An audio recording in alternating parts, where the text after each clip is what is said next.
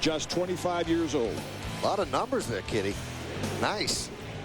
Well, we are locked in. We're ready Good for lotto baseball. numbers. Yeah, good lotto. Play those. Play those. You might become rich. Roy Halladay's going to become rich.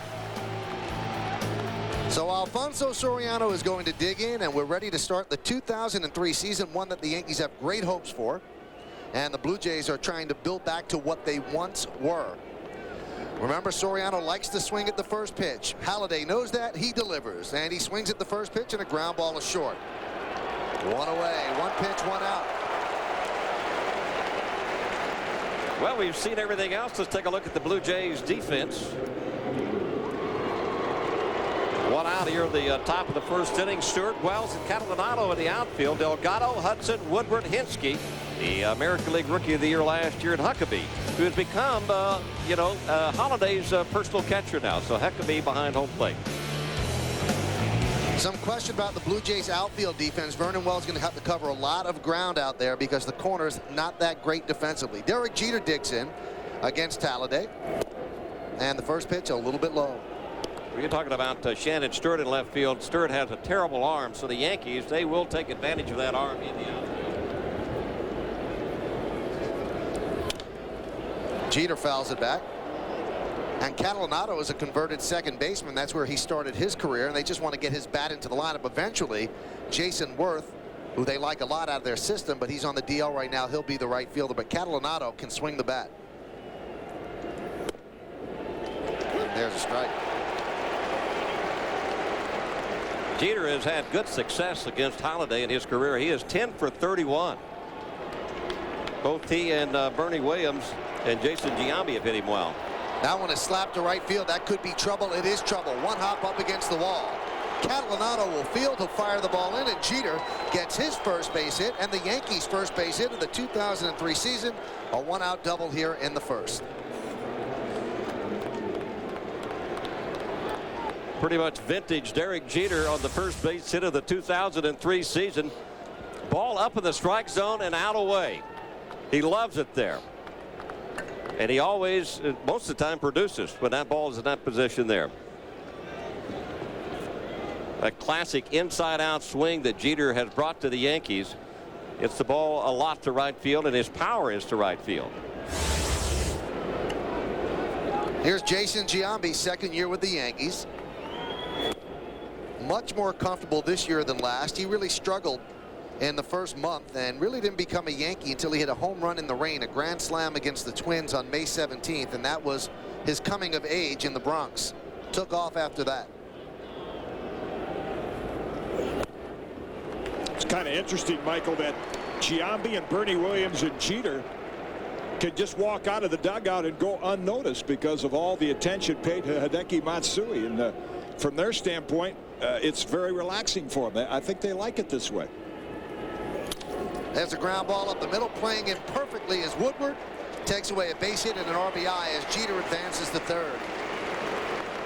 According to Giambi this spring, he said it's the best spring I've ever had. He said there hasn't been any attention brought to me. He said I've just enjoyed myself, got myself in shape, and got myself ready to start the season, and all the publicity has surrounded Matsui. Bernie Williams up. Matsui is on deck.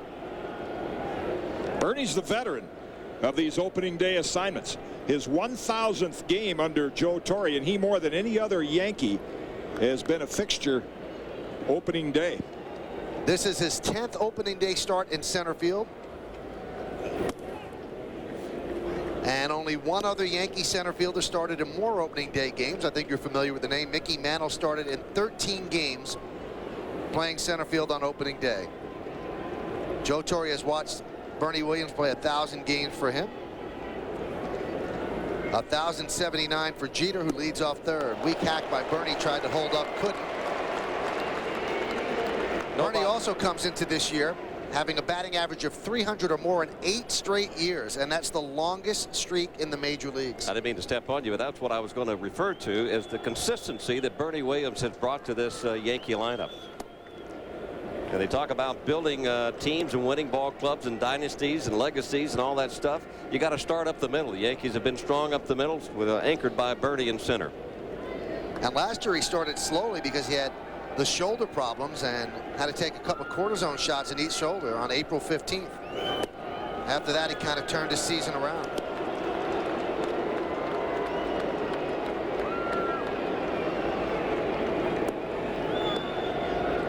Well, interesting. First base is open, a couple of men out. A guy on third base, and who's on deck is Hideki Matsui. We'll see how he pitches to Bernie. And the 3-1. He walks Bernie, and this will be Matsui's first shot.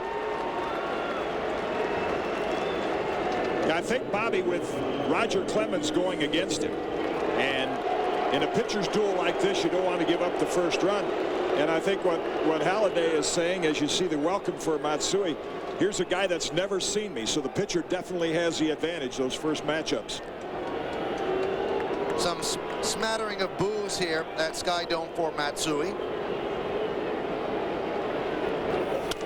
There's a ground ball, base hit through the left side of the infield. His first big league base hit, drives in a run. The Yankees have a 1-0 lead. Welcome to America, Hideki Matsui, by way of Canada. Hey, and you see his English. He said to Maz, "Can I get the ball?" He wants the ball. I saw him in the Yankee clubhouse this spring, and with my limited Japanese, I said "Gumbate," which is good luck. He said, "Thank you very much." He is making a very concerted effort to learn English, and what a great way to start. And as Derek Jeter said to Susan Waldman on our pregame show, Bobby, this is the kind of swing you're going to see from Matsui. He's not a lifter. I don't think he's going to be a 50 home run guy, but this is what he's going to do. He's going to use the whole field and knock in some runs and probably hit over 300. Posada hits one to right field. Catalanato back, and he'll put it away for the final out of the inning. But the Yankees get their first runs of 2003, and Hideki Matsui breaks in style. 1 run, 2 hits, 2 left. We go to the bottom of the first. Yankees on the board. Leaves the pressure immediately. Didn't even take a pitch. He swung at the first one that he saw, got it through the left side of the infield. He's now batting 1,000, has 1 RBI, and he can take a little bit of a deep breath and know finally he's on the board, and he doesn't have to wait, doesn't have to go through an extended offer, and that's an important thing for a guy trying to fit in. Roger Clemens is on the mound with that 1-0 lead. This is the lineup that he will face, as put together by Blue Jay manager Carlos Tosca. Shannon Stewart's going to lead off. He'll play left field. Frank Catalanato from Smithtown, Long Island, will play right field and bat second. Batting third and playing center field, Vernon Wells. Carlos Delgado, the first baseman, bats cleanup. The number 5 hitter is the DH, Josh Phelps. Eric Hinsky, the third baseman, last year's Rookie of the Year, will bat 6th. Had 24 homers and 84 ribbies in his first season. Orlando Hudson, the second baseman, bats 7th. Batting 8th and playing shortstop, Chris Woodward. And Ken Huckabee, the catcher, will bat 9th. That lineup under Carlos Tosca was over 500 the second half of the season, and they'll face the Rocket. 29 starts last year, a 13-6 record. ERA over 4. Digest the rest of his numbers, and let's take a quick look at the scouting report on the Rockets. Some more numbers. It's his 13th opening day start. He's got 293 career wins. He's 40 years old. Shannon Stewart digs in, and the fastball is swung and a miss. Clemens has said that this is his final season in the big leagues, his 20th year, and he is going to retire at the end of the season. This is his 13th opening day start. Only Walter Johnson and Jack Morris have more at 14. You think he'd want to come back for that? I don't think so. No. And don't think he just wants to hang around to win 7 more and get to 300. First of all, he wants to win that 300 under Mel Stottlemyre's watch and go out with a outstanding season. Good splitter there, 1 and 2. He is probably in as good a shape as I've seen him in a long time. Looks a little trimmer. I agree with you. Of course, there's nobody that has any more physical routine that he goes through every day, and has that routine as he goes through the 5 days before he pitches. And now he's leading a lot of the other Yankee players, including Andy Pettitte, along with his physical fitness program. One thing Roger said in a press conference yesterday was, he said, "I consider it a privilege and an honor to be able to be on the roster for opening day on any ball club, but I especially consider it an honor and to be here with the Yankees and pitching for the Yankees on opening day." Clemens has pitched previously for the Blue Jays and the Red Sox. That's how he combines those 13 opening day starts. And with the Blue Jays, he won back-to-back Cy Youngs. The count is full at 3-2. That was in 1997, and 1998 came over to the Yankees. Got himself a world championship in '99 and in 2000. And 7 wins away from 300. Popped up right side. Giambi. 1 away.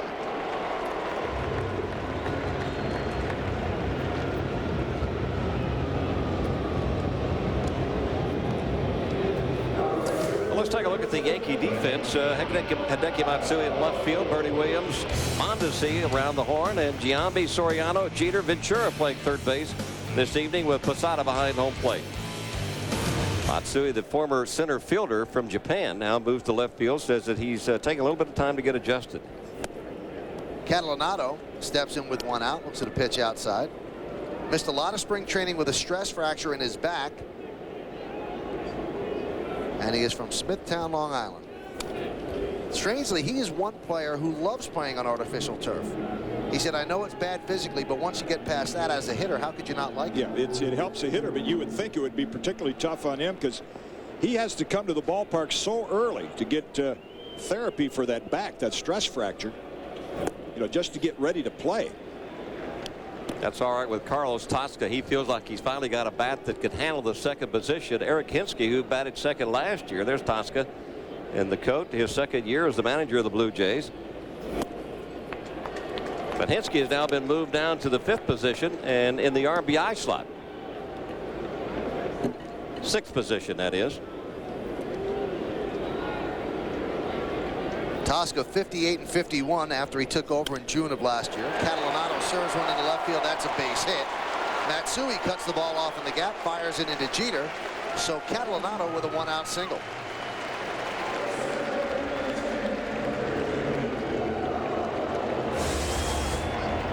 Guy that knows what he needs to do in a second slot for a lineup. And the pitch away, so he goes away with it. Nice piece of hitting there.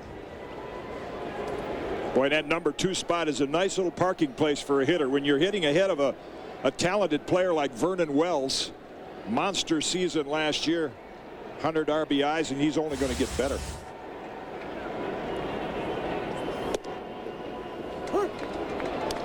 Yeah, they talk about everybody complimenting each other up and down the lineup. Well, I think you can get complimented a little bit more in certain spots in different lineups. And this is one of them.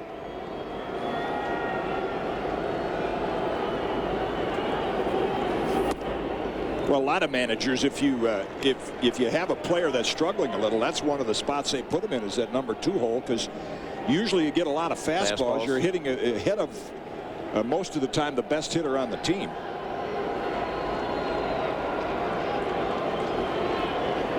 You pitchers are always looking at 2 or 3 guys ahead, you know, down the line of what you're going to have to do just in case this guy gets on. And you're like a manager. You're always thinking ahead 2 or 3 innings. You try to. It's much tougher today because of the way the lineups are stacked. You know, years ago there were not as many left-hand hitters. Might be 1 or 2. And now look at the Blue Jay lineup, just like the Yankee lineup. They go right, left, left. You know, pretty much right down the line. Of course, the Yankees have a lot of switch hitters.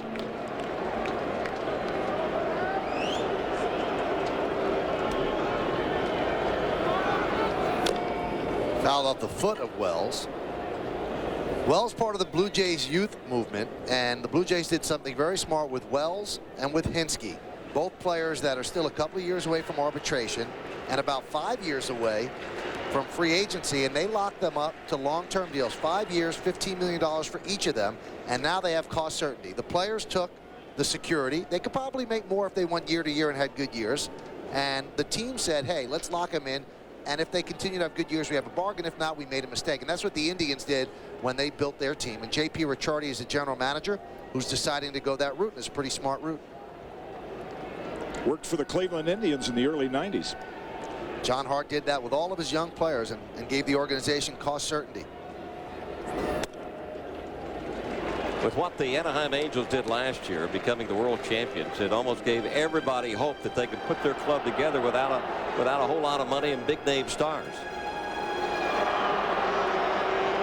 And that's what Roy Halladay, tonight's Blue Jays starter, said. He said, you know, everybody's picking us not to be in the playoffs. He said, but no one picked the Angels to win last year.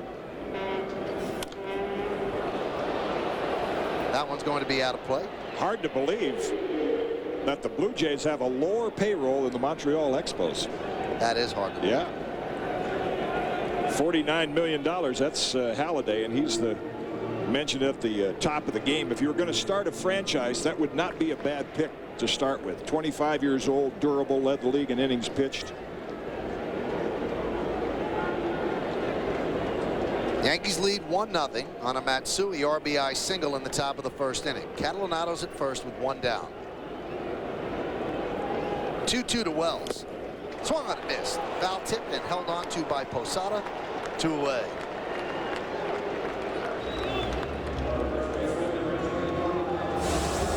Looked like a splitter. See if that ball breaks down, and now his fastball. Good old power fastball. One thing Vernon Wells probably will have to work at is his plate patience, because he only drew 27 walks and over 650 bats last year. So he's very, very aggressive, which a lot of young hitters are aggressive early on in their career. They want to try to corral that, give himself a better chance to hit better pitches. Here's Delgado. For him, not a great year last year. Power numbers okay. The cleanup hitter and the first baseman for the Jays. And a weak hack at a splitter in the dirt. You know, we spoke about that $49 million payroll. Right there in the batter's box is $18 million of it. Yeah, a third of it. More than. Well, it's hard to say. A bad year at 33 home runs and 108 RBIs. I never thought I'd hear that. Right, triple crown stuff. Yeah, no. Well, he's been a consistent producer. They feel like he's going to have a big year this year because of the fact that his consecutive game streak is over with. His back is better. He had his right knee scoped in the wintertime, so the knee is not giving him any problems.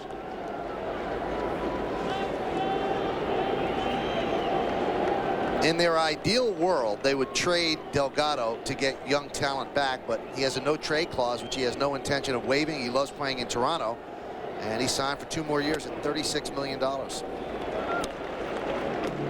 But that was the previous regime, not J.P. Ricciardi's. They have a lot of people in their minor leagues that could play first base. In fact, their DH, Josh Phelps, would be the first baseman if Delgado wasn't there.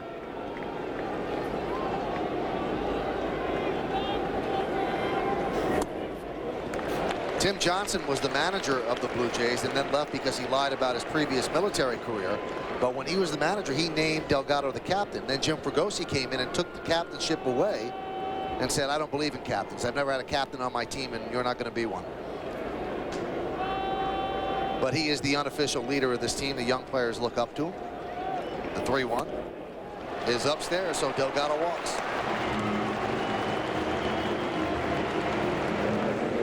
Roger laboring in the first inning. That's his 23rd pitch. One of the things you battle on opening day, even if you're a veteran like Clemens, is you have a tendency to overthrow. You get a little too pumped up, and you'd like to have a couple of nice, easy, clean innings early on. What takes more out of a pitcher than anything is when he has to come off that warm-up mound in the bullpen and have a long first inning. Here's Josh Phelps. Hit him. Bases are loaded. Could not get out of the way. Crowd is booing, and the last thing that Clemens wants to do is hit a batter to load the bases and face the Rookie of the Year.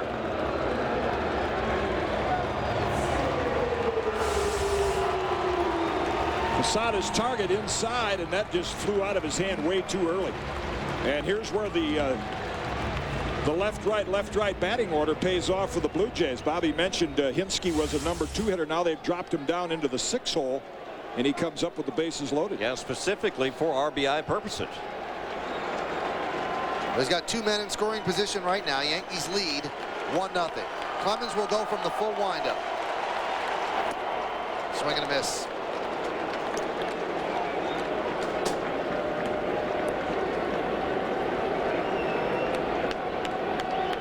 Tonight is opening night and also Eric Hinske bobblehead night.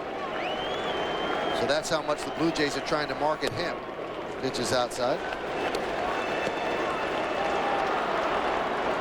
Before the game, they gave him his Rookie of the Year award. A nice memento for him. Originally drafted by the Cubs, they got him from the A's organization, did the Blue Jays. And he is down in the count 1-2. Yeah, just waving at a looked like a split-fingered fastball going down and away. That would be Roger. If he feels like that, would be his pitch to get this left-hander out. Always the danger with that as you bounce one and a run scores. Yeah, Hinske also struck out 138 times. Strike three right down the middle. He threw him a fastball. Hinske looking for something else. So Clemens works into trouble and then works out of trouble. For the Blue Jays, no runs, a hit, no errors, and 3 men left. We played one here at Skydome on opening night. The New York Yankees won, the Toronto Blue Jays nothing. New York Yankees baseball is brought to you in part by Avis, the official rental car company of the New York Yankees. The beautiful skyline of downtown Toronto. Yankees are here for a 3-game set tomorrow afternoon and then Wednesday night. And in the second inning of the season opener, the Yankees lead 1-0 by virtue of an RBI single by Hideki Matsui on the first pitch that he saw in the major leagues. Robin Ventura leads up against Roy Halladay, and the pitch to Ventura is a strike. Tale of 2 seasons for Ventura last year. Good first half, bad second half. And the Yankees are hoping that he does not tire this year, and that's why they feel that the acquisition of Todd Zeile is so important. I think they'd take that hot first half again from Robin Ventura, because one player who was optioned back to the minor leagues, Drew Henson, but Joe Torre and his staff, there's the numbers Michael's talking about. Higher average, more home runs, more RBIs the first half of the season. And Ventura goes down on strikes. But for the first time, Joe Torre said when Henson was sent down, he said he looks like he belongs. He looks like a big leaguer. So if Ventura were to have a good first half and slow down, the timing could be right. Maybe Henson has a bang-up season. There's the breaking ball from Roy Halladay. Fastball, heavy sinking fastball, slider, and a curve. Here's Raul Mondesi. And Mondesi gets hit. Is that payback? I would say yes. Might be. I would say yes. So Clemens hits the DH Phelps, and Halladay hits Mondesi, his former teammate.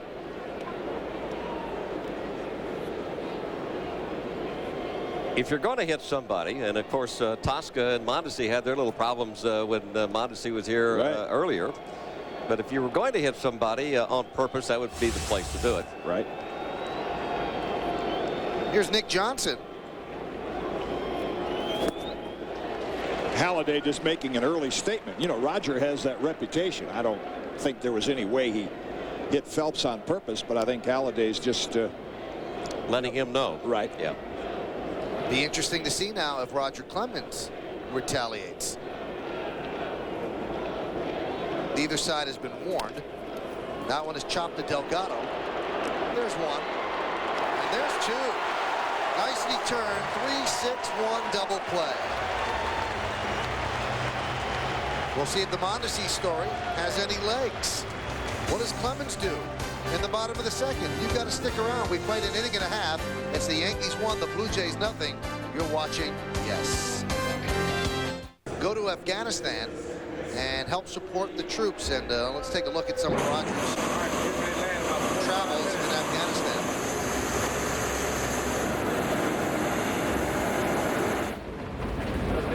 Roger said this was very emotional for him. He signed autographs, shook hands, he spoke to all the troops. It's got my 300th win and all that good stuff, but I was supposed to work the night of September. And Roger speaks glowingly of that trip. It meant a lot to him, and it meant a lot to the troops. Orlando Hudson leads off, and the first pitch is outside. Confident young guy. Bobby, when you and I played, they had that expression, he cut the pie. He's got a little style to him. Blue Jays think he can back it up.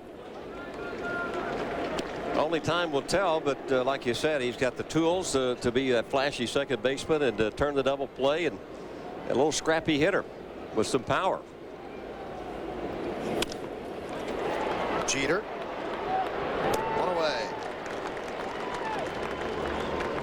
You know, the Blue Jays, they have, just like a lot of these ball clubs that are coming on now, they have a lot of question marks. Will these kids be as good or better than they were a year ago? Will they continue to progress? Carlos Tosca and this organization think so. So for Orlando Hudson, Eric Hinske, Vernon Wells, Halliday, all those kids, you know, they keep improving every year. Who knows what will happen?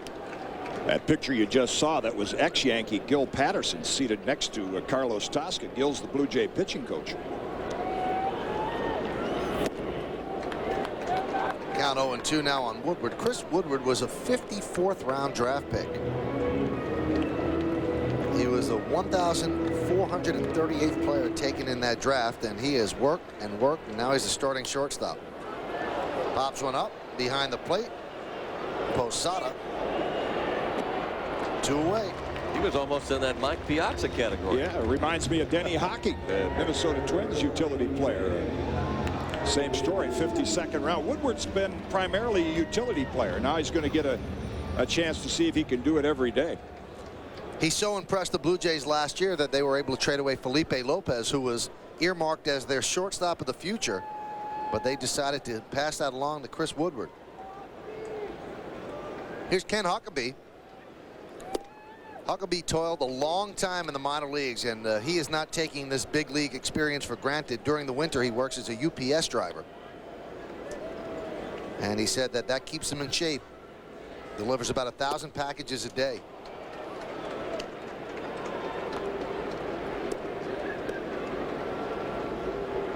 Yeah, what is he?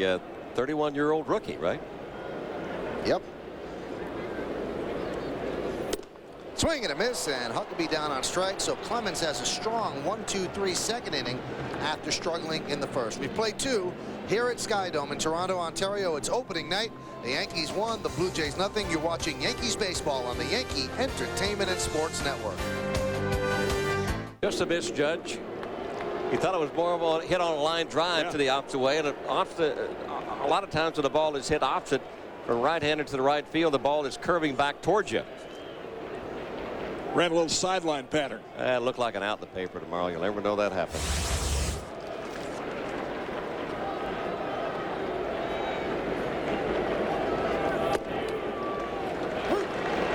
Jeter looks at a first pitch strike. Hey, listen, we have a nice announcement to make. We want to welcome everybody that is watching the Yes Network on the Cablevision systems. Really? Yes.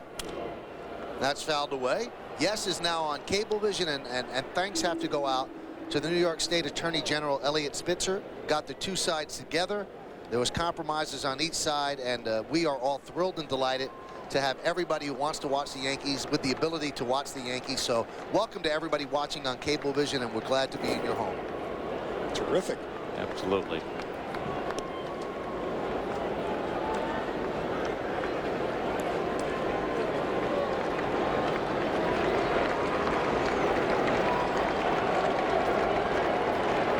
And the 1-2 inside. Jeter started the Yankee rally in the first inning with a double to right field, and that is his 11th hit against Halliday lifetime.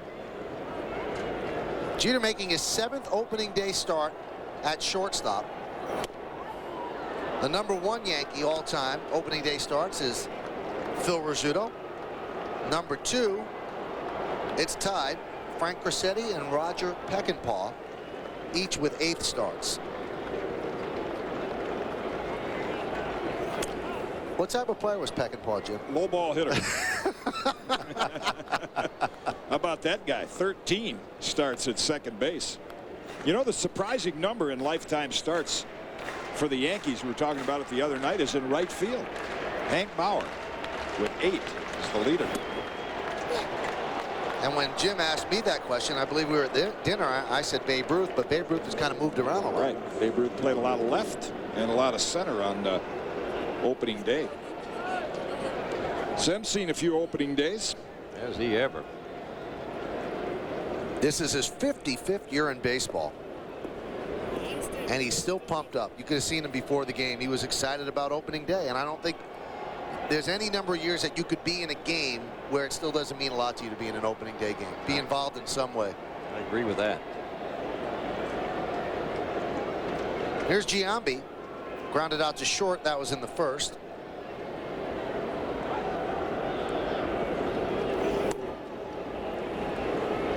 We were alluding to the right, left, and also a couple of the, as you see the shift on Giambi, how they play him to pull. In fact, Woodward took a base hit away from him behind second base his first time up. My point being a pitcher, though, you can't let up with this Yankee lineup. I mean, everybody that comes up has a chance to hurt you in some way or another. There's no easy outs in a lineup. So if you put your focus face on with the first pitch, you got to keep it on all the way through the game. Yeah, what Halliday's doing right now, he fall behind 3-0. You start working deep counts against this lineup. Bobby said it doesn't get any easier as you work down toward the bottom part of it, and all of a sudden he'll find himself in the 5th inning out of gas. Giambi taking all the way to count 3-1. Percentages are certainly against you, and I think you agree with this, Kitty. The fact that if you have to pitch 3-1, 3-0, 2-0 to most of these hitters like Giambi, you're gonna get hurt. They're gonna be successful against you. Jeter goes. The 3-1 is tapped right back to Halladay. He has one play. That's at first. Jeter heads up, goes to third. The throw to third is not in time, but Jeter is knocked off the bag and he's out. And Jeter looks like he's hurt.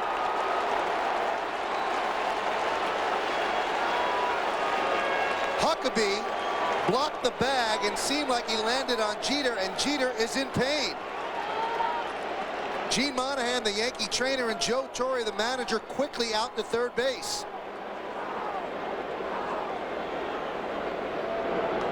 Joe talking with third base umpire Paul Emmel, obviously saying that Jeter was pushed off. He was first on the bag and then obviously nudged off. Well, it was the catcher who tried to block third base and keep Jeter from getting in there, and I think the shin guards and maybe even the knee is what looks like it's his shoulder that he's holding, his left shoulder. Oh my goodness. They look like they're trying to pop the shoulder back in. That's why they're holding Jeter's head. And everyone involved with the Yankees holding their breath, and the Blue Jay trainer also makes his way out onto the field. And Jeter never shows any expression of pain, and he is in excruciating pain right now. Violent collision at third base with the catcher with all the equipment on, and Jeter trying to slide head first. And it looked like, and I can't be for certain, but it looked like the shin guards and the knee went down to try to block the third base bag, and Jeter's shoulder ran into it. Yeah, Huckabee on the run. He's just trying to catch, and see right there, he's sliding down. Looked like he caught Derek's left shoulder with his right shin guard. Oh. And you see Derek immediately reach up for that shoulder. Here's another look from the home plate angle. And you know, when you see a collision like this, the first thing that goes through your mind is a separated shoulder. Right. Oh, goodness. Full force. And we had spoken, and Susan had spoken to him on the pregame show about how he had such a healthy spring and he felt good coming in. And now this. And you could have all the depth you want on a team. You don't have the depth to replace a Derek Jeter. And I know it's it's kind of in vogue nowadays, the head first slide, and managers try to get their players not to do it into first base, but you're always so much more vulnerable sliding head first. Oh, this is a violent collision at third base. And he's got the shin guards, which make it worse.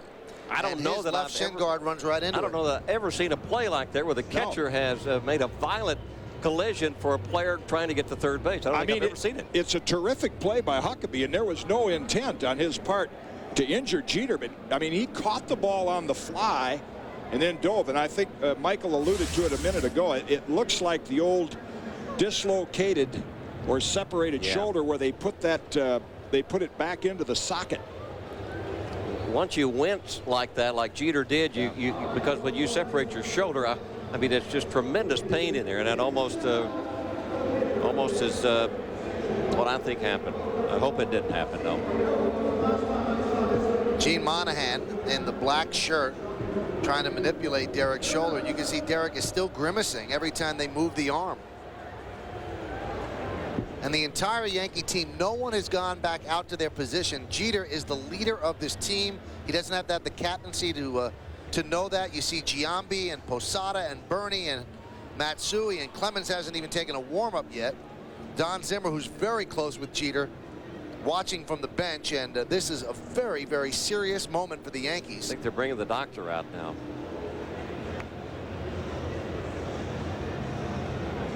Either that or they're gonna get a stretcher. You see Donahue now talking to Don Zimmer to try to explain what he thinks has happened. Well, as you can see, it's Stevie Donahue on the right of your screen, the assistant trainer, pointed out how Derek had his left arm extended. And that just opens up that whole shoulder joint. And when you're taking the brunt of Ken Huckabee coming down with his shin guards right on that shoulder. Watch how violent this is, and watch how it pushes the shoulder back right there. Yeah. Ooh. Ugh. Now, the woman that came onto the field is Erin Boynton, Dr. Eric Boynton, who's an orthopedic surgeon for the Blue Jays. So the fact that she's even on the field with the Yankee staff would tell you that they are thinking of this as a very serious injury. You don't want to play doctor or make any diagnosis from this far away. On the left of your screen there was Ken Huckabee, the Blue Jay catcher, looking on.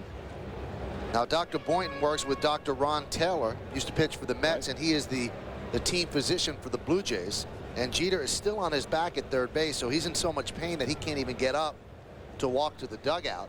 And again, none of the Yankees have gone to their positions. Clemens will not be warming up. He is just waiting. Everybody wants to see exactly what is going down with Jeter. I think that's Dr. Ron Taylor coming out onto the field right now, the head doctor for the Blue Jays. There he is. They're looking down the left field line. I think they're maybe looking for some transportation. Maybe a golf cart or something to bring in a stretcher so they can at least put him on and maybe take him off that way without too much pain. Another look at it. Watch this violent collision, but look at the left arm extended as Kitty was talking about, and then the shoulder just being jerked back in a violent collision. Yeah, I guarantee you Huckabee never even saw him. I mean, Huckabee is looking for the ball and then just trying to find and feel third base. And unfortunately for Derek Jeter, he came right down on him. Amazingly, Delgado is known as the guy you want to have him throw the ball. He made a perfect throw to third base right over the bag. That's why Huckabee was able to make it on the run. And then his shin guard came right down into Derek Jeter's left shoulder. Now, Steve Donahue, the Yankees assistant trainer, makes his way out on the field. This is one thing right here which makes all preseason predictions so ludicrous. How do you know Derek Jeter's going to get hurt? Well, and he had the pregame bit with Susan Waldman on our pregame show today, and Susan's last question was, what is the, what's the biggest problem with this team? And the first thing Derek said was health. Health. They're already missing Carsey and Mariano Rivera, and now to miss their leader for a period of time would put up some kind of challenge to the rest of the team. It would mean Enrique Wilson would fill in for a while. There's Huckabee, and I know he got the out, but he feels as bad as anybody about that. And there was no malice. It was a terrific play on it to be able to catch that ball and come down. Unfortunately, with the hit first slide, with the arm being extended and on the ground, there's just nothing there to give. And the reason they're not moving Derek right now is, the longer he's there, the more it's obvious that it is a dislocation or a separation, because it is so. I have one on my right side from years ago, and they'll come out during your sleep. It'll just pop out.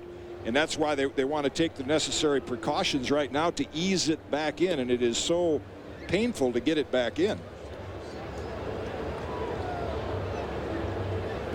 A medical technician coming out on the field. I think Joe is kind of losing his patience a little bit. Joe Torre is saying, why wouldn't you have a vehicle, right most of the time, than like in Yankee Stadium, we see one right in the bullpen. Yeah, why wouldn't they have one on call right now? I think they're supposed to have one Sure. on call. I thought there was supposed to be one at every stadium on call. And you can see Joe losing his patience, because that's the security guy or one of the IMSA guys. Or it looks like, and Joe's saying, well, what the heck is going on? What do you mean you don't have one here? And Derek continues to lie prone right there around the third area of third base. Well, you can certainly see the concern on every Yankees face, and this is just the type of thing that will just, I mean, it will take the steam out of you. You know, you've got your. You know, Brian Butterfield, the Blue Jays third base coach, I don't think that he's moved position since he has been in that position looking at Derek Jeter. He's very close with Jeter. Yeah. I mean, he was Jeter's manager in the first years in the Yankee minor leagues, and he was joking with him before the game. He's extremely close to Derek, and that's why Brian is not moving. He is just staring and wants to see that Jeter is okay. And finally, they get a transportation vehicle out there, an emergency vehicle, but they don't even have an ambulance. They have a golf cart. And what the Yankees want, I guess, is to keep Jeter prone, and it would look that in that golf cart he would have to sit up. Yeah, here they didn't have one. Now they've got two. Now he could lay down in there. They've It's got a stretcher attached to it. doesn't Okay, it? on the other Yeah. side, passenger side.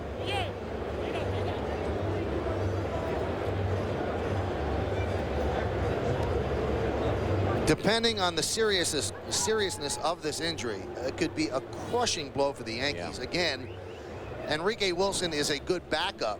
Enrique Wilson is not in Derek Jeter's class where he can be the shortstop for the Yankees for an extended period of time and give them what Jeter does. Now Jeter finally gets to his feet, and they are holding that left arm. Dr. Taylor on Jeter's left and Steve Donahue on the right. And you can see Gene Monahan is making sure that that left arm does not move. Well, it is good to see Derek at least get up. They're going to strap him into that seat now.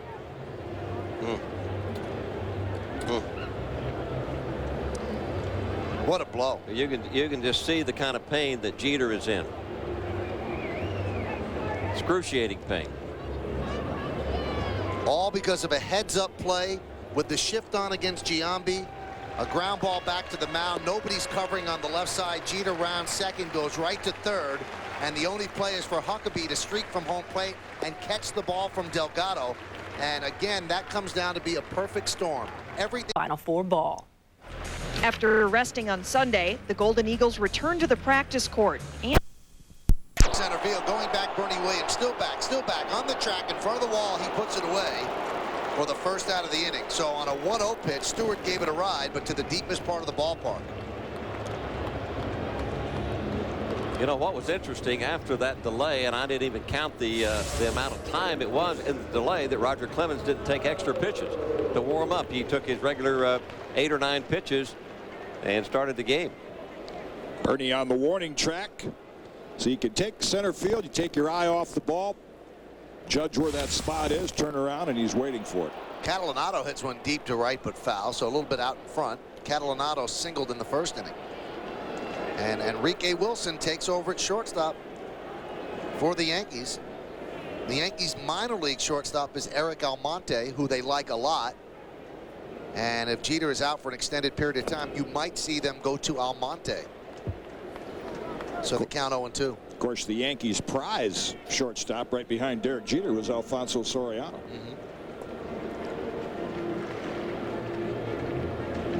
Soriano now entrenched at second base. Check swing, did he go? Yes, he did. 2 away.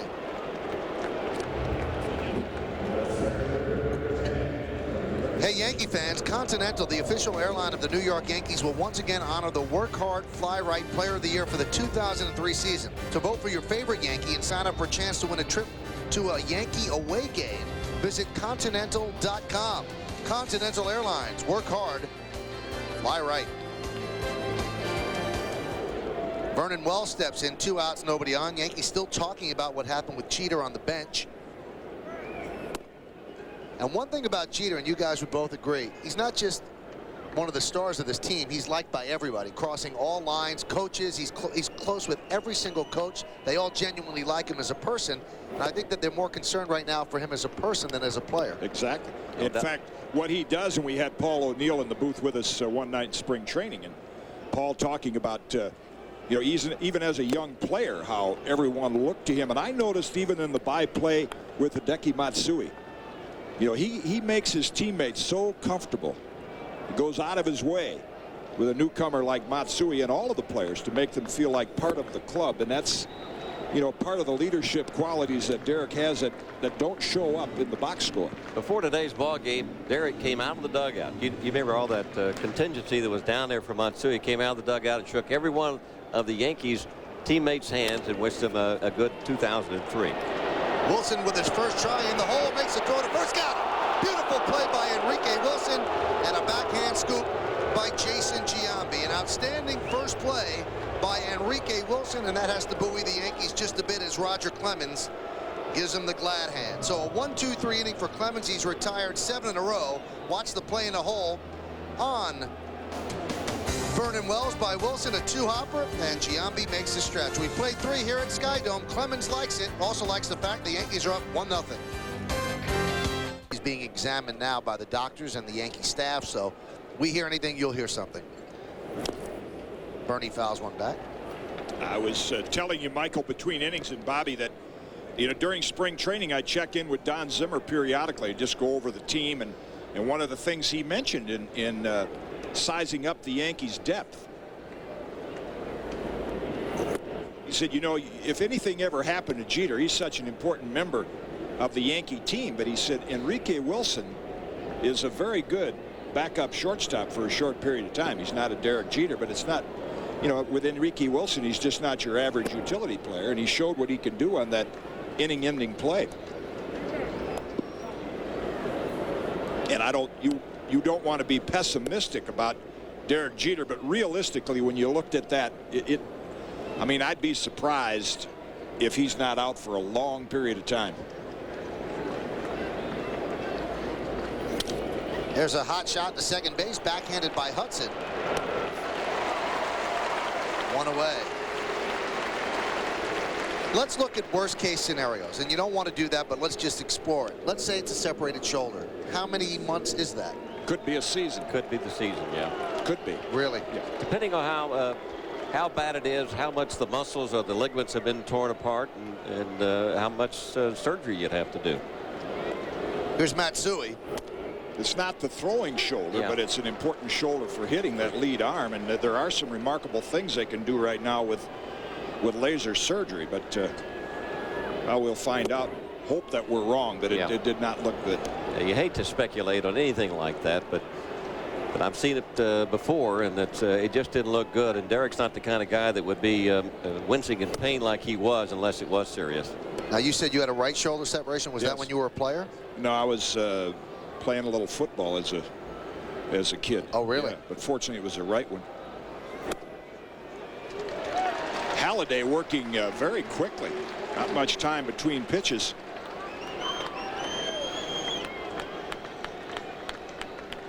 Matsui 1 for 1, has the only RBI in the game. That one he grounds deep to first, backing up Delgado. And Halladay just beats Matsui to the bag, hustling down the line. It's time for the Aflac trivia question here in the top of the 4th inning. We'll take a look at the question. Always a good one. As Matsui jogs back to the Yankee dugout. The question is, who are the only 2 Yankees that hit a grand slam on opening day? I know the answer to one. I'm not sure about the answer to the other. But we'll find out in the bottom of the 4th inning. Jim, you know? I know one. Bobby, do you know? I know one. I don't know the second one. Here's Posada. Puts us all in the same category, right? Yeah, but we don't know if we all know the same one. Well, that's true. We put our heads together and we get both. And I'm not telling. I'm not either. You. There's a strike. I know 2. You cheated. No, I didn't. I was resourceful. That's what you told the teacher.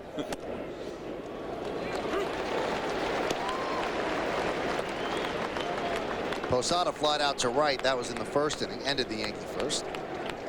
Yankees lead 1-0, top of the 4th inning. Just missed outside. Halladay went 16 straight innings at the start of spring training without allowing a run, then got roughed up in his last start, but he is a quality pitcher. 19 wins last year. Ground ball up the middle, a base hit into right center field. Cutting over is Wells, covering a lot of ground, and he holds it to a single. Nice play by Wells. Yeah, and Roy Halladay is not pitching in an ideal ballpark for his style of pitching, and here's an example of it right here. Check out the movement on that. It's a little high, but it goes off the rug, off the turf, and it gets, you know, he allowed the fewest number of home runs per inning of any American League pitcher last year. He keeps the ball down, keeps it on the ground, and so far tonight, 2 of the 3 Yankee hits have been turf hits. That one's hit deep to right field. Going back, Catalanotto on the track, looking up. See ya! A home run by Robin Ventura, a 2-run shot, and the Yankees are up 3-0.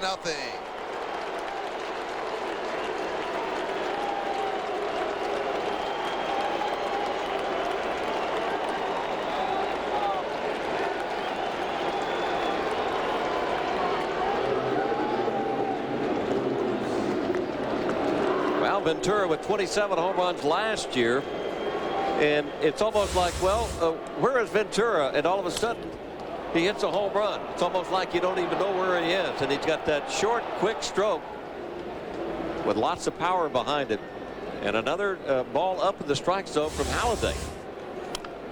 Just got done pointing out how he keeps the ball in the ballpark, but the pitches that have hurt him tonight in this inning are the pitches that are up. That was up around his shoulders. Yeah, even in the first inning, you know, when Jeter doubled down the right field line, and then Matsui got one up and out over the plate to drive in the first run.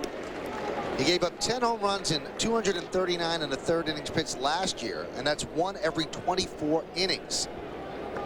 And that's the best percentage in the American League. For Ventura, that's his 4th opening day home run in his career, so he certainly rises to the occasion in the first day of a season. Breaking ball, strike 3. Mondesi down gazing.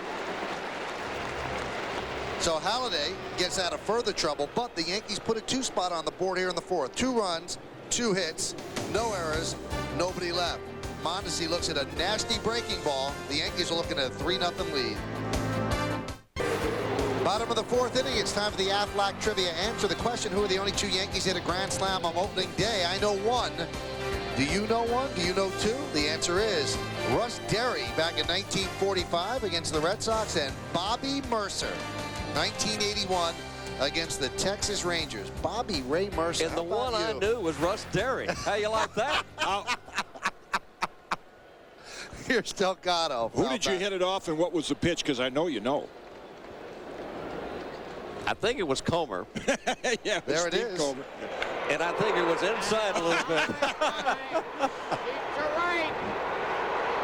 Holy cow, a grand slam pinch hit home run. That's right. It wasn't just a home run. It was a grand slam, and it was a pinch hit. Amazing. Listen to this.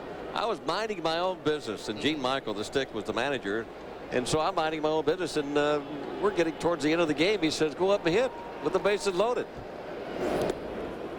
I said, okay, if that's what you want me to do, that's what I'll do. He just happened to throw me one of those low inside ones, you know, the raking kind. Now, the color hair that you had there, that's what it really is now before you dye it gray, right?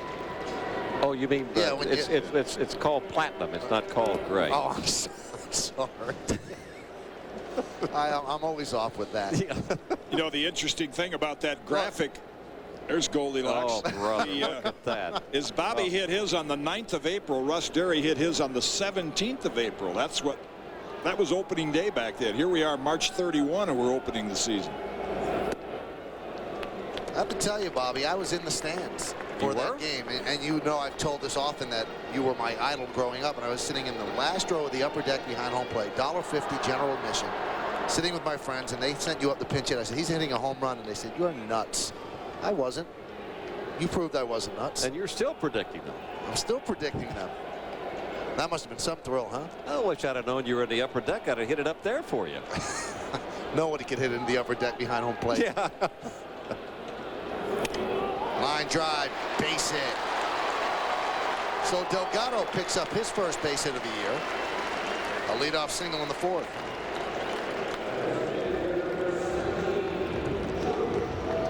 Clemens has settled down after a rocky first where the Blue Jays actually left the bases loaded. He struck out Eric Hinske looking at a fastball to end the threat. You do always wonder why. If you look at the great pitchers, and Tom Seaver was like this as well, they always struggle in the first inning. Get them early or you don't get them. Yeah, why is that? I think a lot of pitchers do, not just great ones, but there's a lot of factors. The first inning, there's always a lot more anxiety. You've waited 4 days to get out there. In this case, you've waited a whole off season. Every mound is different. Every mound, it takes you a little while to acclimate it. You know, am I striding too far? Am I striding too short? You know, what's my fastball going to be like today? It was good in the bullpen. So that first inning, there's always a lot of variables. And that's why even some of the great pitchers have struggled in the first, and then once they get by that first inning, it's lights out. I think it's more so for a sinker ball pitcher, too, because they tend to overthrow because they've. That one's hit deep to right field. Going back, Mondesi into the corner. He has room now. And he'll put it away for the first out of the inning. The guy that would really explain it to you would be Mel Stottlemyre. When I played behind Mel, if you didn't get him through the first 3 innings, it was lights out for you. But Mel had a tendency to overthrow, you know, a little bit during the first part of the game, and when you throw a little bit harder, the ball doesn't sink as much. Mel, the author of 2 opening day shutouts during his career with the Yankees. 7 times he started opening day, 4 wins. Stevie Donahue still trying to explain to Don Zimmer the injury to Derek Jeter. Here's Hinske, looks at a first pitch strike. Stottlemyre started 7 opening day games, won 4 times. He's the last Yankee starter to start 4 opening days in a row. This is Clemens' 3rd opening day start in a row for the Yanks. Mel flashing the signs in the dugout. Hinske swings and misses. Right now, Hinske's not having a very good swing against that split-fingered fastball from Clemens. Those are pretty weak hacks. Clemens would do him a favor if he threw him a fastball, anything other than a split finger. Swing and a miss. And Clemens forgot how many outs there were. It looked like he was heading to the dugout. And then Posada kind of jumped out to toss him the ball. Yeah, early part of the season, there's going to be a lot more pressure on Eric Hinske. When you do it as a rookie, nobody expects you to do it. And they talk about the old sophomore jinx. All the sophomore jinx is that in your sophomore year, people expect more of you. You expect more of yourself, and then you couple that with a long-term lucrative contract he's signed. So there's a little more pressure on Eric Hinske in the early part of the season than there was last year. That the fact that pitchers and other teams start adjusting to you and what you did the year before. And it's up to you as a hitter to adjust back to what they're pitching to you as your weakness.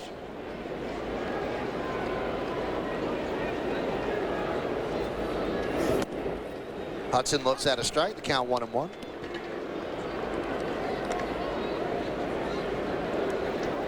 Yankees lead 3-0. We're in the bottom of the 4th inning, but the story of this game is that Derek Jeter had to leave the game with an injury in the 3rd inning, sliding into 3rd base.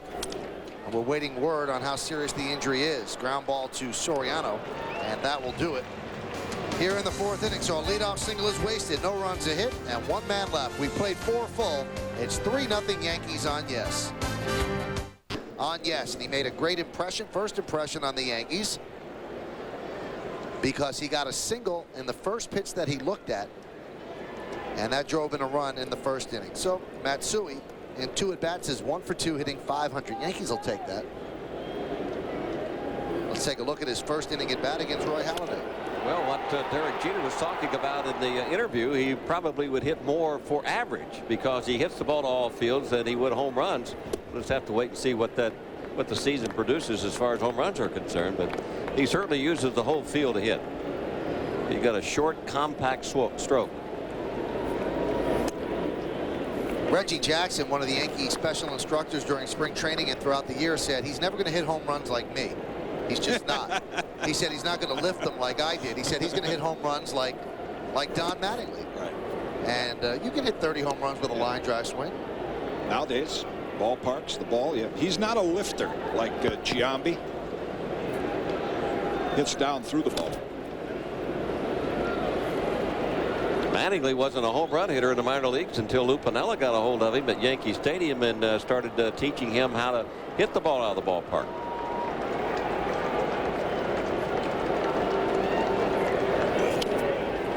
Nick Johnson grounds one foul. Lighthearted moment there with Hideki and Zim, and mentioned Hideki Matsui making a real concerted effort to learn English. This spring he took all the New York writers out for dinner. And treated. And treated, yes.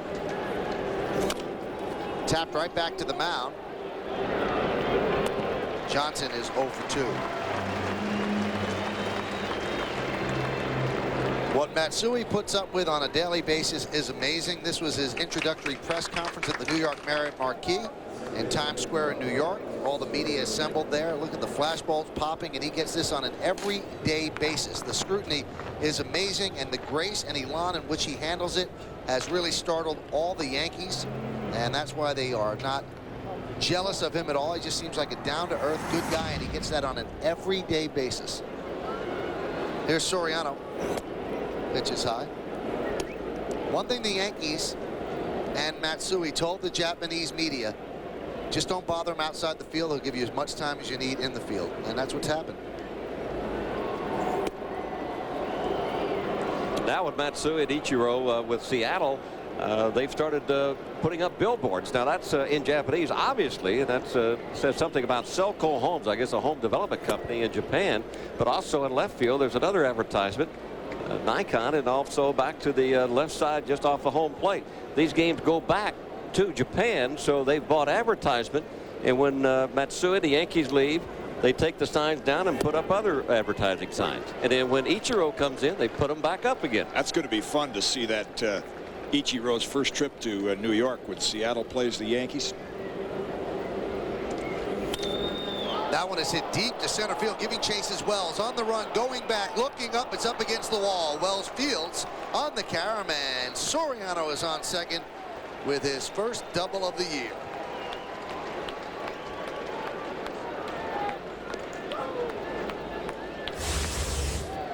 Roy Halladay leaving more pitches up in the strike zone tonight than he probably did all of last year.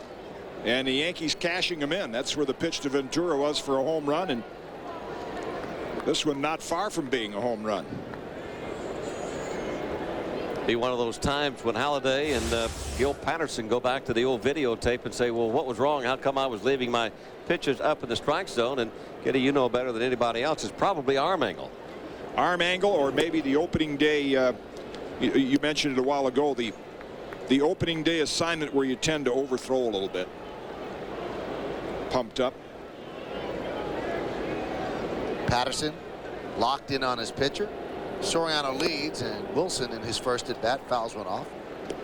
Wilson came in for Jeter in the bottom of the third inning when Jeter suffered a left shoulder injury. We're not sure exactly what happened or what the diagnosis is, but he left the field on a cart and was down on the ground, I'd say, for about 10 minutes as they manipulated the shoulder, and that was with a collision with the catcher Kent Huckabee at third base.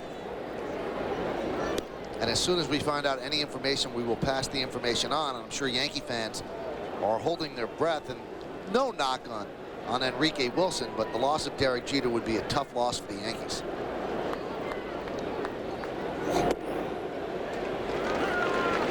Only full season Enrique Wilson has really played. 1999 with Cleveland, he played in 113 games. Most of them at third base. Did play some short and some second.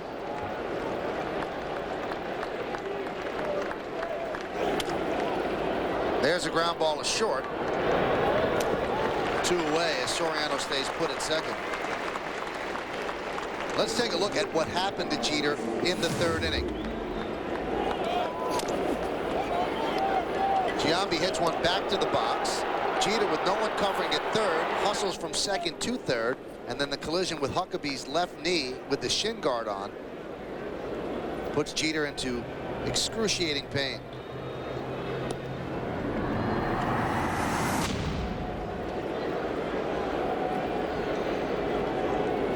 Here's Giambi. There's a strike. We're in the top of the 5th inning. Yankees lead the Blue Jays 3-0. The Matsui single and a 2-run home run by Ventura, holding up behind the 2-hit pitching of Roger Clemens. Right back to Halladay. And that'll do it. So Halladay works out of trouble. No runs, a hit, no errors, and 1 man left at the end of 4 1/2. We're halfway through. It's the Yankees 3, Blue Jays nothing.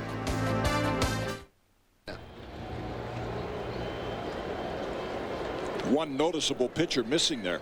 David Wells chose not to be in that picture because of a problem that he had with Sports Illustrated. But Roger Clemens said it was an absolute thrill. He said, I don't have that many pictures with the boss. And he says, it's going to go on my wall. I'll have all the pictures signed. It's going to be a great thing.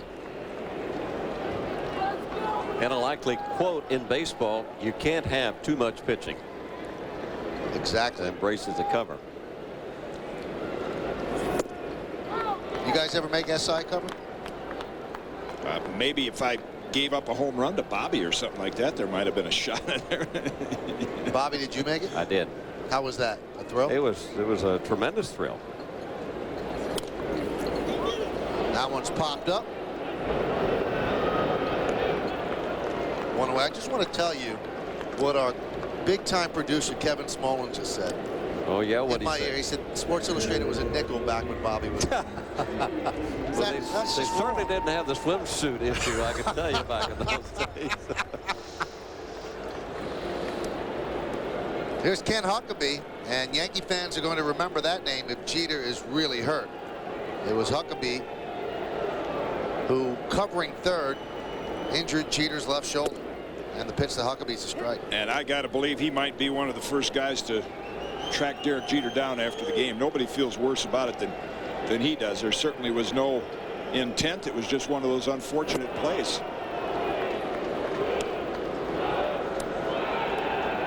It was an unlikely confluence of events, and everything went wrong for the Yankees. Yeah, when you look back at that play, because here it is again, because Giambi was hitting, the Blue Jays had the infield shift on. And so nobody was covering third base, and Derek picked up on that and alertly hustled over to third.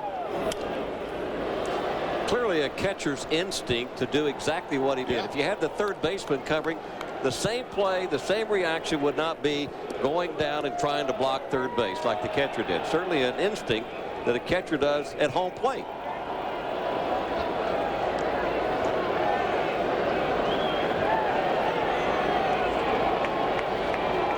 And the 1-2. Foul back. Jeter has had his injuries, but not that many, and he is used to being in the lineup all the time. July 4th of last year, he got hit in a game in Cleveland at second base, but wasn't out that long. And that was at Yankee Stadium. That one's popped up down the right field line. Mondesi makes the play for the second out of the inning.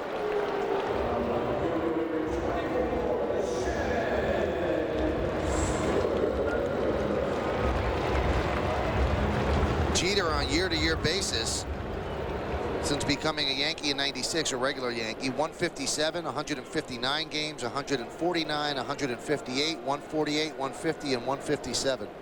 So he's fairly durable at a very tough position.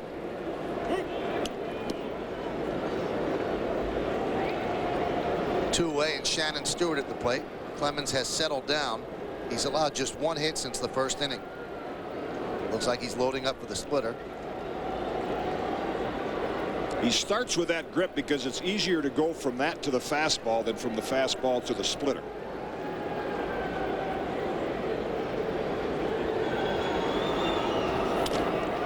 There's a pop-up to left field. Coming on is Matsui. He's there. And a 1-2-3 inning for Roger Clemens and the Yankees. We played 5 here at Skydome. The New York Yankees 3 and the Blue Jays nothing. You're watching the season opener on Yes. Certainly a lot more speed to it. The sound, and this goes back a few years, I went to attend spring training for where the Kansas City Royals were training. That's Bernie's last 5 seasons. All adds up to a .308 career average. Is when Bo Jackson was with Kansas City, and George Brett said, turn around with your back to the infield, listen to the ball coming off his bat. And there are some hitters, and Bernie falls into that category because he's got such a strong upper body that they center it, and it just jumps off the bat.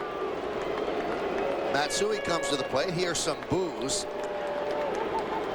Yesterday and today in the Toronto newspapers, the Toronto Blue Jay organization actually placed this ad with a Yankee hat with bird droppings on it, and then in Mandarin, words that mean boo Matsui.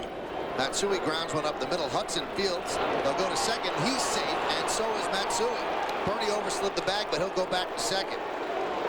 So Hudson's throw pulled Woodward off the bag, and second base umpire Bill Miller right there. We'll see how they score it. Somebody might get an error. I know one thing. I cringed when I saw Bernie take the slide at second base because he slid too late and he hit the bag. Look at that. Oh, man. That's what I was looking at. There's that Matsui swing of down and through the ball. Might end up getting a base hit on that. Well, there's no chance for them to get two, so the play there was just to make sure you get one, and I don't know why Woodward was pulled off the bag. The ball didn't look like it was thrown that too far, that wide to pull him off the bag.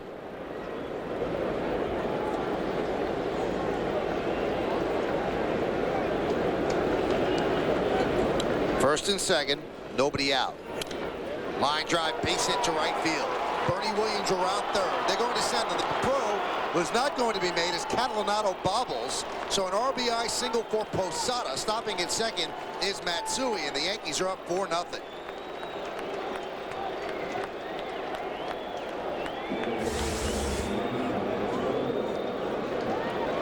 Once again, a pitch a little high for Roy Halladay. He lives down around the knees. Most of his pitches tonight high.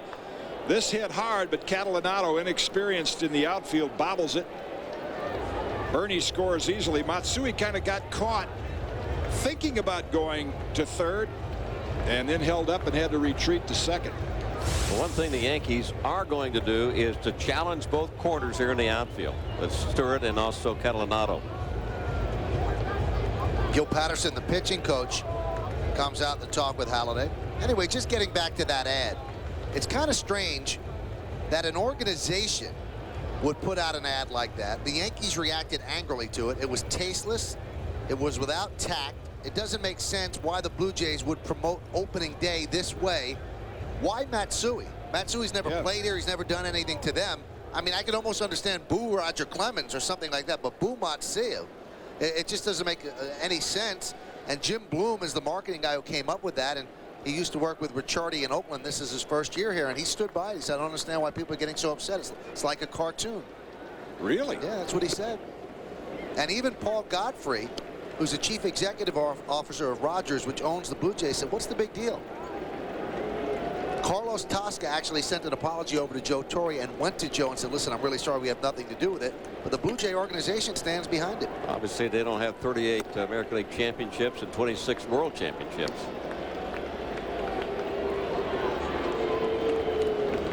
Why would you want to desecrate the Yankee hat with the most famous logo in all of sports? That was extremely tasteless. And also with the climate of what's going on in the world today, and it kind of borders on racist. Why would you pick Matsui to say boo Matsui? So not a shining moment for the Blue Jay organization. And if you're trying to get people to come and sell your team, sell your team. Don't sell against the team that's coming in. And that's what they did.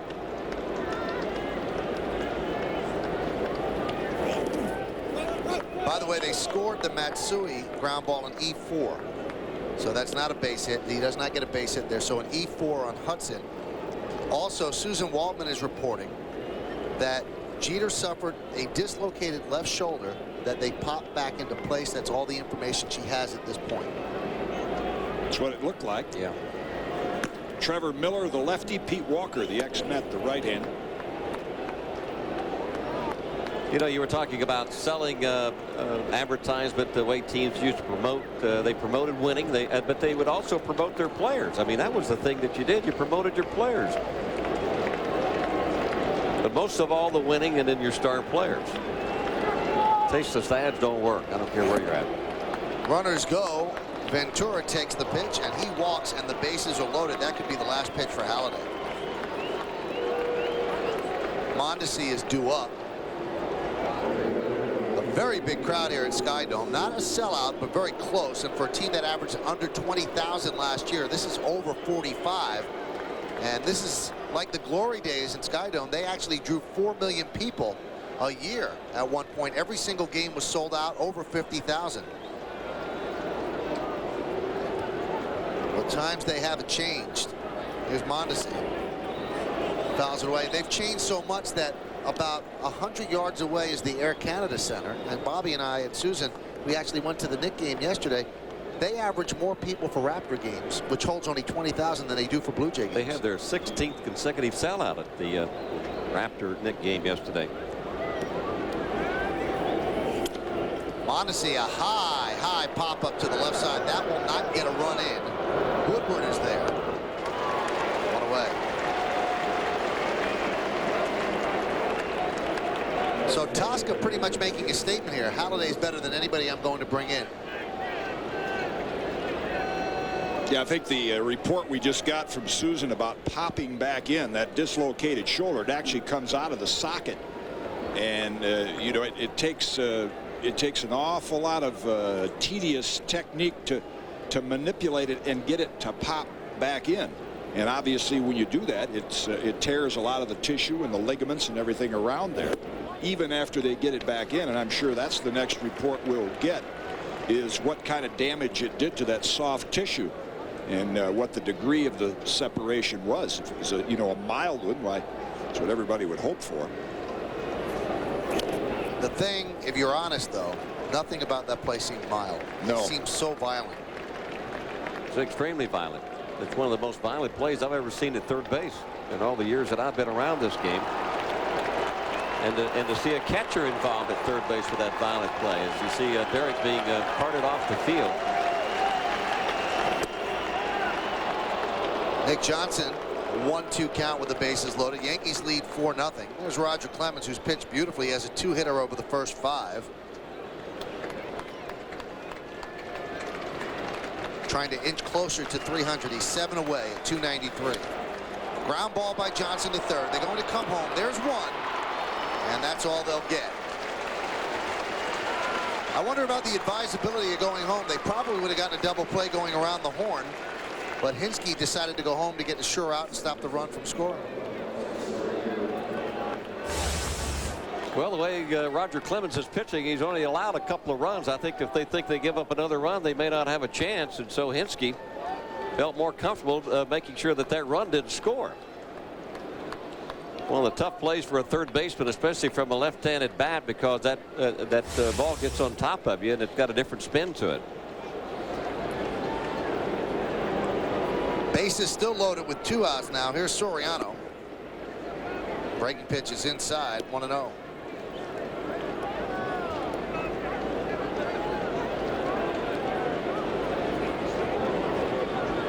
Yankees could break this open with a big base hit here by Soriano. Waves at breaking ball. Posada is at third. Ventura at second. Nick Johnson at first. Not exactly a relay team on the bases for the Yankees, but with 2 outs, they'll get a jump on any swing.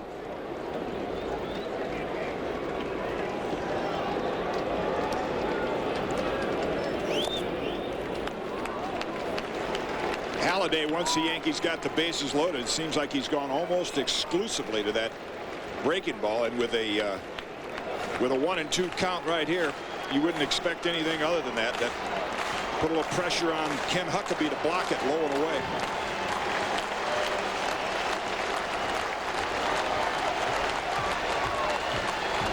And the 1-2 comes inside, bit too much, in the count 2-2.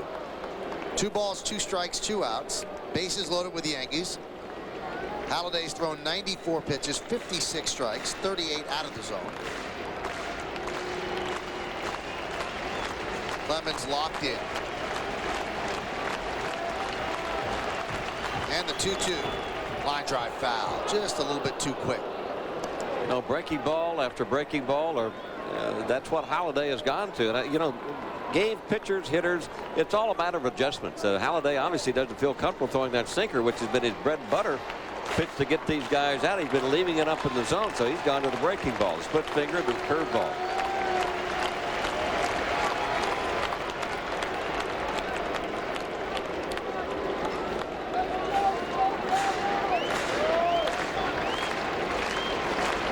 Halladay, a 19-game winner last year, deals the 2-2. Soriano fouls it away. Usually in spring training, at least of late, what they do is they get a pitcher up to about 100 pitches. So he has not been around here that many times, probably his last start. That's what they try to build a guy up to 100 pitches, and he's close to being cooked.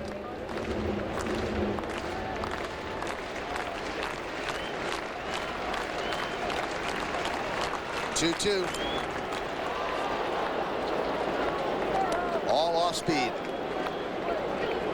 And when you have a long inning like this and you've thrown a lot of breaking balls, there's the first 50-50 man, maybe, Alfonso Soriano.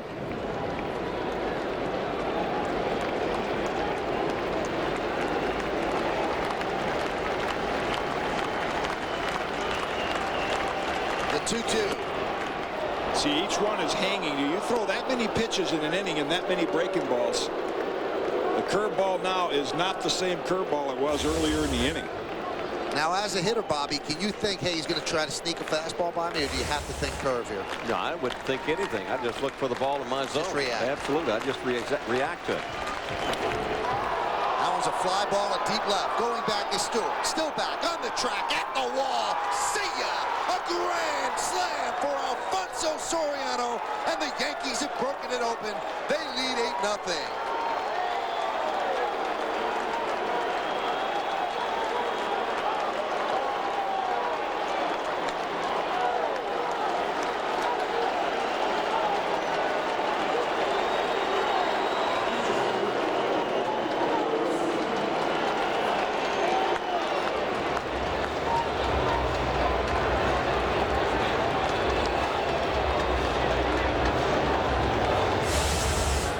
Well, we just saw that magazine 50-50. He's got a good start with the grand slam. And that was a breaking ball. But it was a hanging breaking ball. As Kitty was saying, you just when you get 3-2 with 2 outs, the bases loaded, you just look for a pitch and react to it. But it wasn't a good pitch for Halladay, obviously.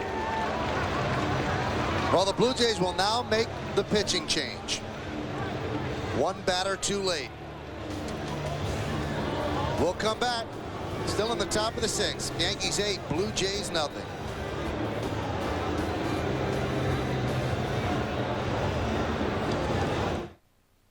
Yankees action is so hot. Pete Walker takes over for Roy Halladay. And the Singular Wireless call to the bullpen. Brought to you by Singular, the wireless company that supports self-expression nationwide.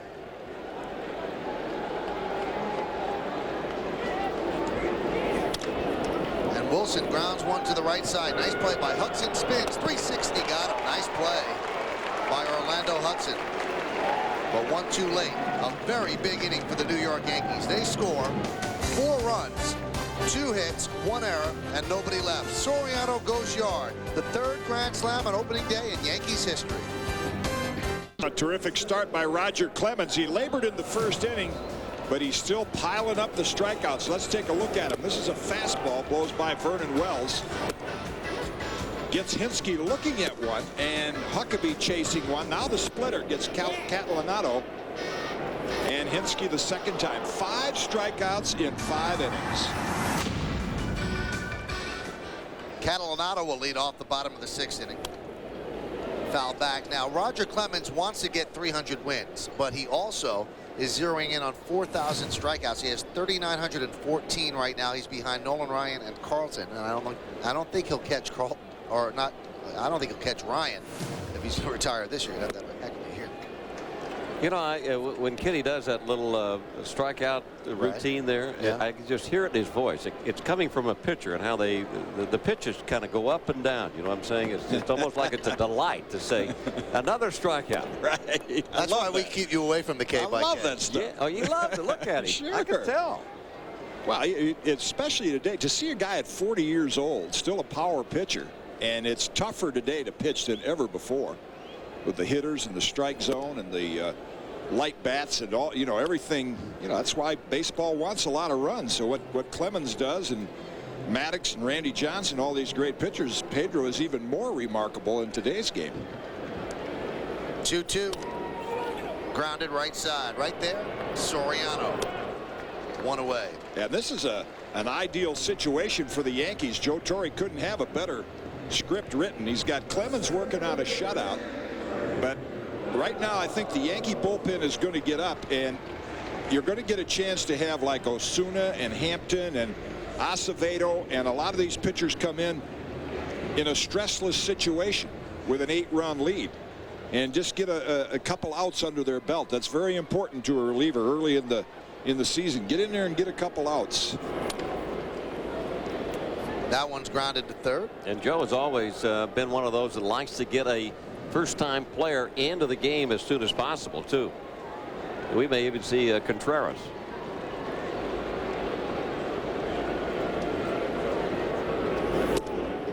A little bit outside. Listen, we want to take this time right now to welcome Cablevision Systems and all of its subscribers. The Yes Cablevision dispute was settled right before game time.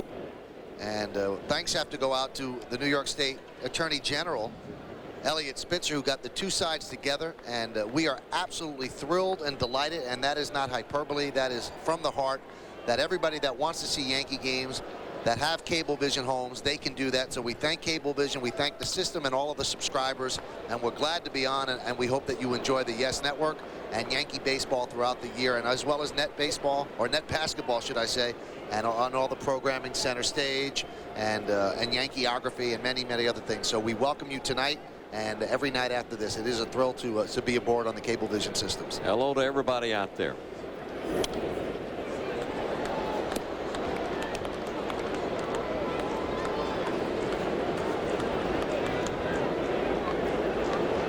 And you join them on a good night, 8-0 Yankees, as Roger Clemens is pitching a dandy.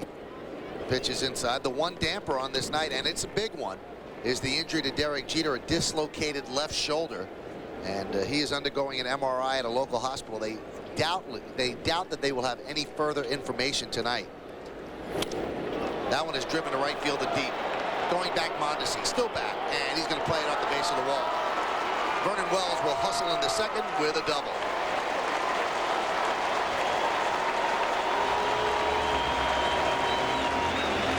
The third base hit given up by Clemens. And the first base hit from a Blue Jay in the last 7 batters. You can see why they like Vernon Wells and why they have him slotted in that RBI third place position in the lineup. Lots of power to the opposite field. Looked like he didn't even take a half. It looked like he took about a half swing on that one. It went all the way to the wall. I love to see power hitters go the opposite way and hit the ball to all fields. You know, you almost have a complete hitter in that respect, and they don't strike out that much. Delgado with a healthy cut and a miss. Yankees have the shift on Delgado. Power to power.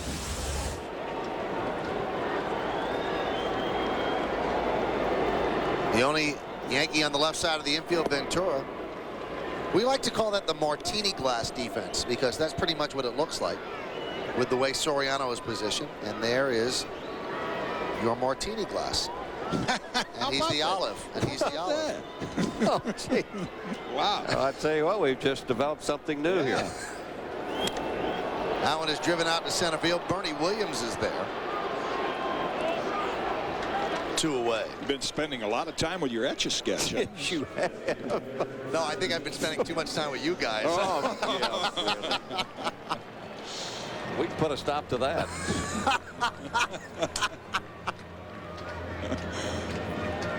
Just kidding, Michael. No, you hurt me. Can't take it back. Sorry doesn't fix the lamp. 88 pitches. Pretty good ratio of balls and strikes. Wouldn't be surprised to see this be his last inning. Quite economical for Roger in his opening day start. Pitch to Josh Phelps is driven out to right field. Let's see if it stays fair. Mondesi, did he make the catch? No, he didn't. He lost the battle to a fan.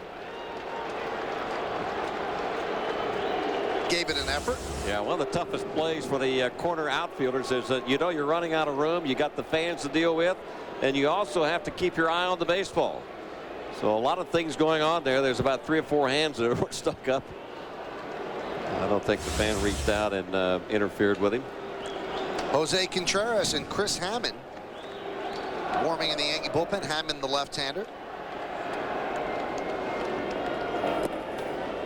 Josh Phelps is a catcher by trade, but he's strictly a designated hitter. And for a young player to adapt to that role is not that easy. But last year, after the 2nd of July, in just a little more than half a season, he had 58 RBIs. And that's in just 74 games. And he comes from a baseball hotbed, guys. Anchorage, Alaska. They produce one player after another.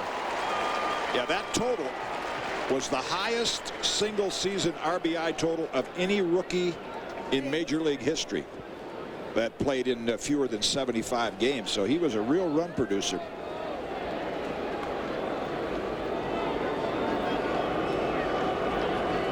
Last time a guy had that many RBIs in that few number of games, one of my old nemesis, Moose Skowron for the Yankees, did it back in 1959.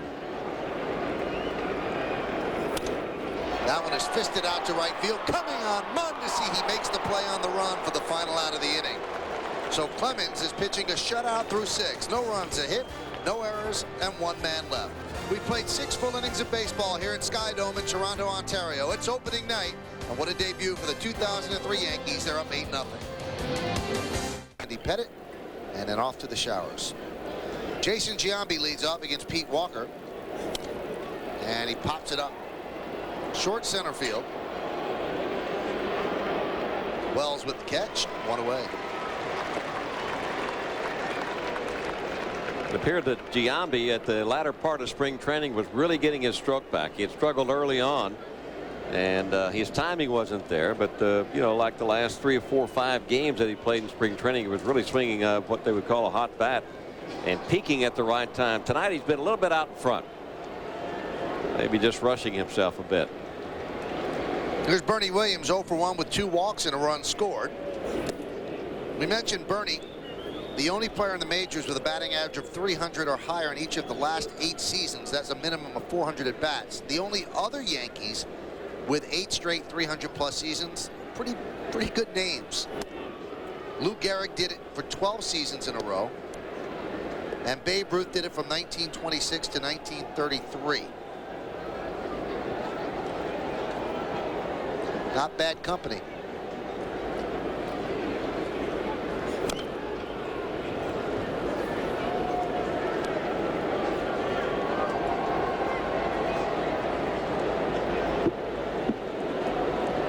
Now, we also mentioned that this is Bernie's 1,000th game under manager Joe Torre. And no one in Yankee history has appeared in as many as 100 games for the Yankees under a particular manager since Horace Clarke and Roy White both exceeded that total under Ralph Houck. Who do you think the last Yankee center fielder really to play like 4 or 5 opening days before Bernie came along? Remember who it was? Man to the right? No. Roberto Kelly. Really? Yeah. You go back to the late 80s, early 90s. He was a center fielder about 4 or 5 seasons in a row. He was really the last guy you could call a regular center fielder till Bernie came along. Bernie's career numbers, he's 2 away from the magic 1,000 ribbies. And last year was the first year some of the players, particularly Derek Jeter, started to talk to Bernie about Hall of Fame. How he had to think about certain numbers like 3,000 hits. And Bernie's really going to have to play for a while and continue to play at this level to compile those numbers. Bernie Williams, hit-wise, he has 1,833. It's going to be very difficult to get to 3,000. Here's Hideki Matsui.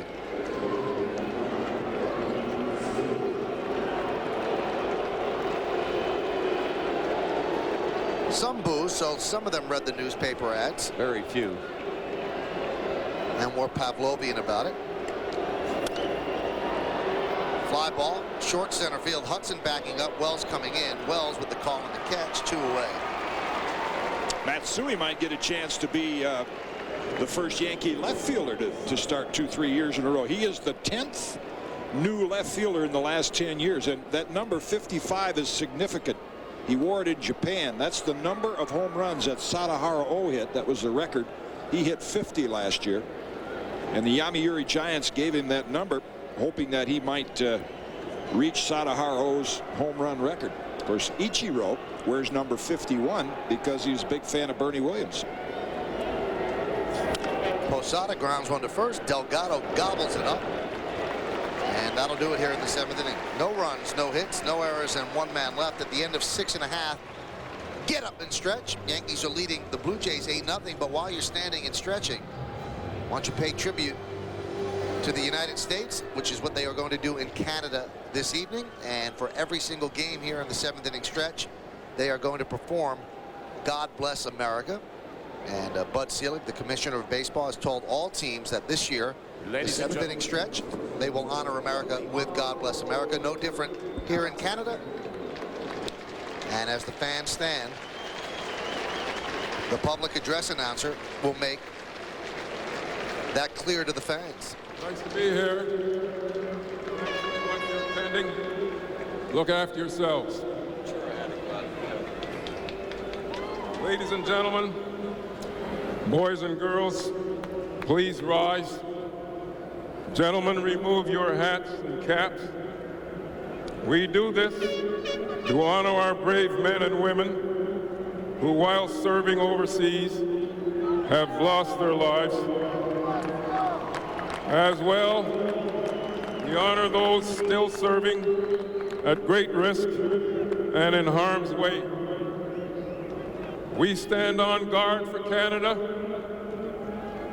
and we present God Bless America. Thank you.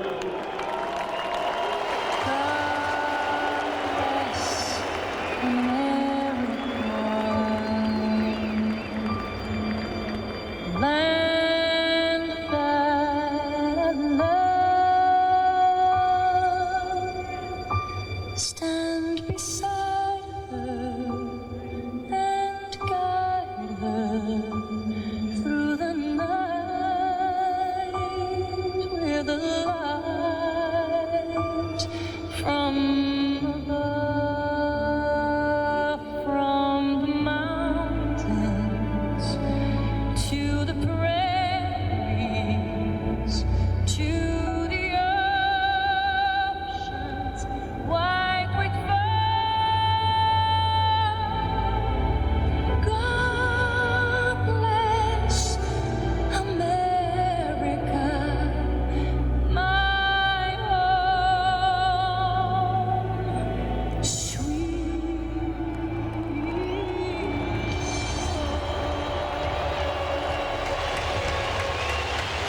And with these tough times in the world and our men and women thousands of miles away fighting for us, that song means a lot.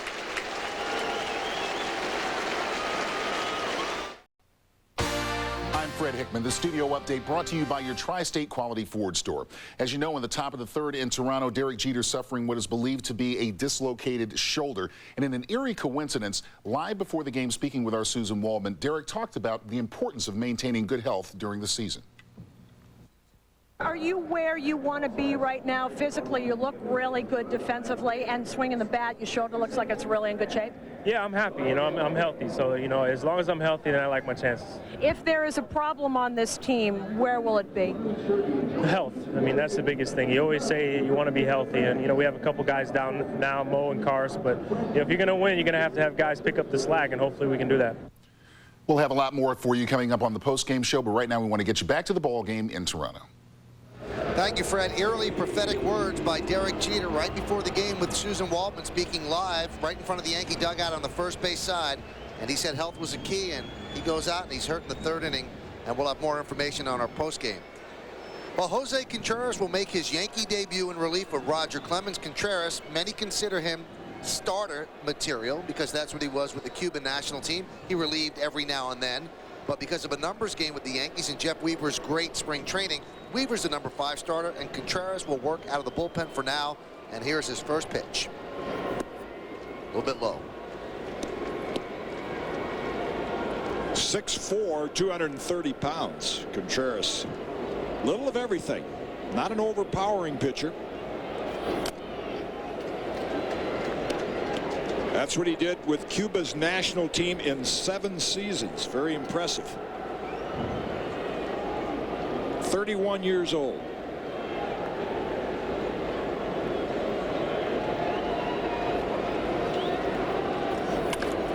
Line drive past the lunging Giambi and down the right field line. Mondesi fields. Hinsky's going for 2, and the throw pulls Wilson off the bag. So Contreras is greeted rudely in his first appearance in a Major League Baseball game. Well, one of the things that Contreras was talking about, he said, I've never pitched out of the bullpen. I've always been a starter. And one of the things that he'll have to get used to is coming out of the bullpen and not preparing himself every 4 or 5 days to start. I don't know how big of a deal that's going to be, but we'll have to wait and see. And I think when he first joined the Yankees in spring training, he was just trying to get his feet wet and get acclimated, so he really wasn't throwing his best stuff. It may be what happens tonight, too. Pitch to Hudson's a strike. Biggest adjustment a pitcher has to make going from a starter to a reliever is when you come in relief, you always think, you know, it's an emergency situation. It's late in the game, and you have a tendency to become a thrower and not a pitcher. Overthrow the ball. But this is an ideal situation for him, and I think that's what Joe will try to do with Contreras, is bring him in to start the inning, which is almost like starting. And it's a mental game of getting yourself acclimated to relief pitching more than physical. And a good opportunity for Joe, which he likes to do when there's a new member of the Yankee ball club. He likes to get them into the game as quickly as possible, get them acclimated. And I think one of the other things going from a starter to a reliever, Kitty, you can also comment on this too, is how long will it take him to recover after pitching tonight? How many consecutive days can you pitch? 2-1. Take something off that pitch. That's what they'll have to find out. And of course, this is, I think Michael pointed it out at the start of the game. Every pitcher in the Yankee bullpen tonight is new. 6 brand new pitchers out there that did not open the season with the Yankees last year. 2-2. Tries to check his swing. He cannot. So Contreras gets his first out. A strikeout of Orlando Hudson. Good sharp breaking ball. Hudson tried to hold up and couldn't, or actually looked like a splitter. Finger. Yeah, no spin on it, no rotation. Bottom dropped out of it. Well, that bottom did drop out of that one. He's got a little of everything. Fastball, curve, slider, and you just saw the splitter. Jeff Weaver had a great spring. Chris Woodward digs in. Weaver and Contreras were in a battle for that 5th spot, and Weaver won. One thing Contreras has told the Yankees that make them think that he can be successful. He said, I warm up very quickly.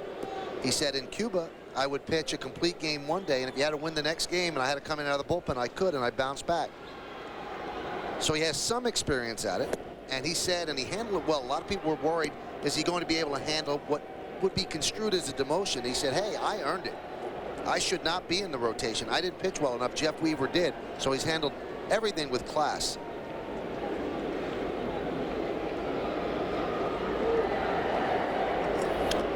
Well, he is in a more important role right now than he would be as a number 5 starter. He has to do for the Yankees what Ramiro Mendoza did last year.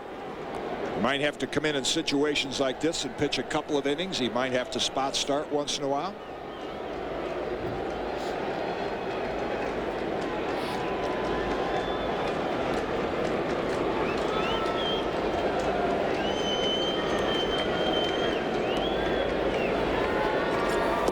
Swing and a miss.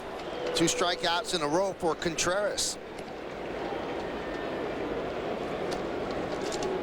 Hey fans, a longtime Yankee Stadium tradition continues on Sunday, April 13th, when the Yankees host Tampa Bay. It's Cap Day. That's right. All fans in attendance are going to receive a Yankees cap courtesy of Empire Blue Cross Blue Shield Tickets are going very fast, so act now. Visit the Yankee Stadium ticket window, Yankees clubhouse shops. You can call Ticketmaster at 212-307-1212 or log on to Yankees.com, the famous interlocking NY. And the first pitch to Ken Huckabee is a strike, according to Joe West, the home plate umpire. And the one thing that he's doing, Kitty, is he's coming in and he is throwing strikes. Right. He's not overthrowing and trying to nitpick a little bit. He's just throwing a lot of strikes, which is a good sign. That's what cost Randy Choate the last spot on the Yankee staff. And I know from pitching relief myself, see Doug Linton getting ready in the Blue Jay bullpen. Managers can tolerate you giving up a couple of hits, but it frustrates them to have a reliever come in and go, 3-1, 3-2, walk a couple of hitters. That oftentimes changes the whole momentum of a ball game. If you're in that other dugout and you're down 8 runs and all of a sudden the guy walks a couple, you say, well, we've got a little hope. But even if he gives up a couple of hits, he can still give you the impression he's in control of the ball game.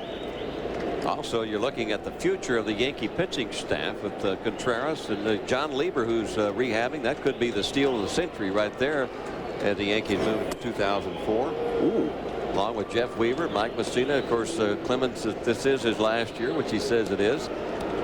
See Contreras take a little step toward the dugout. I think he thought he had strike 3 there.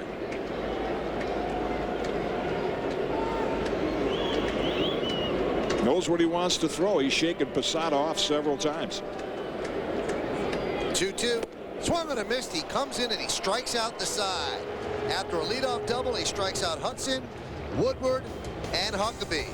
A nice debut for Jose Contreras.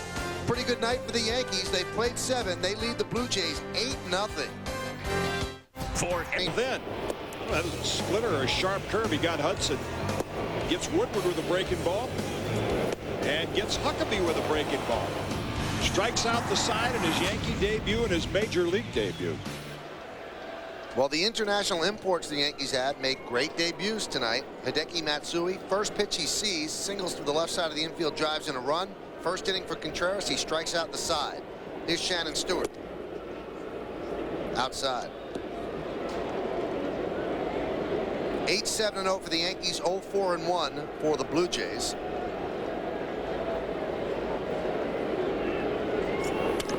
Ground ball up the middle, that's a base hit.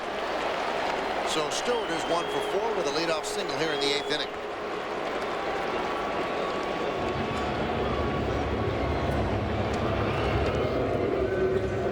Along with Jim Cott and Bobby Mercer, I'm Michael Kay, and you're watching the Yes Network, Yankee Baseball to be exact.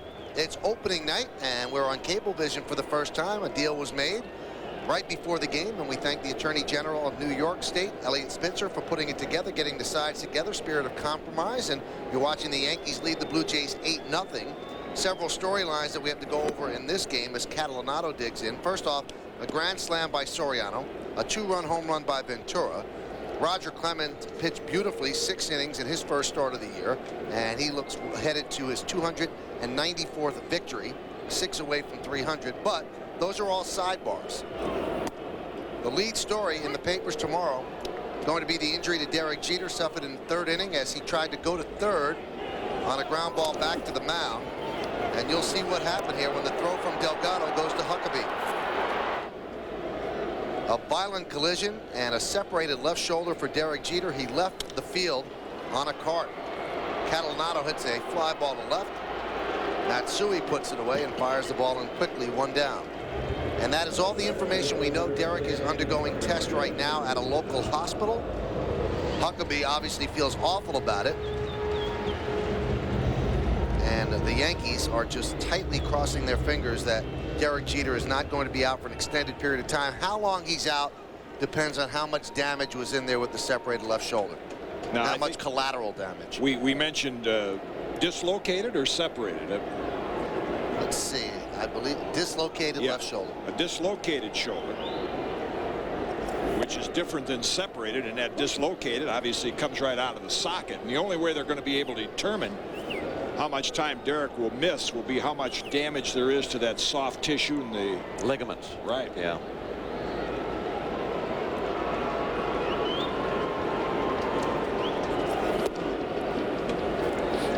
looking around the scoreboard tonight at a lot of the other opening day games, and we talk in spring training about how it's overrated, you know, how a team plays or how an individual plays, and everything starts fresh on opening day. And I can't help but think of the Philadelphia Phillies as an example of that. Larry Bowa was about tearing his hair out because the Phillies got shut out. I think they went about 24 innings without scoring a run, and they finally, even though they lost to the Yankees in the last game, played decently, and they beat Florida tonight 8-5. So he's not biting his fingernails tonight. Tampa Bay beat the Boston Red Sox and Pedro Martinez. And that is a strange thing for Lou Piniella, because with Piniella as manager, Pedro Martinez was 10-0 against Seattle. You think Lou had a better team then than he did tonight?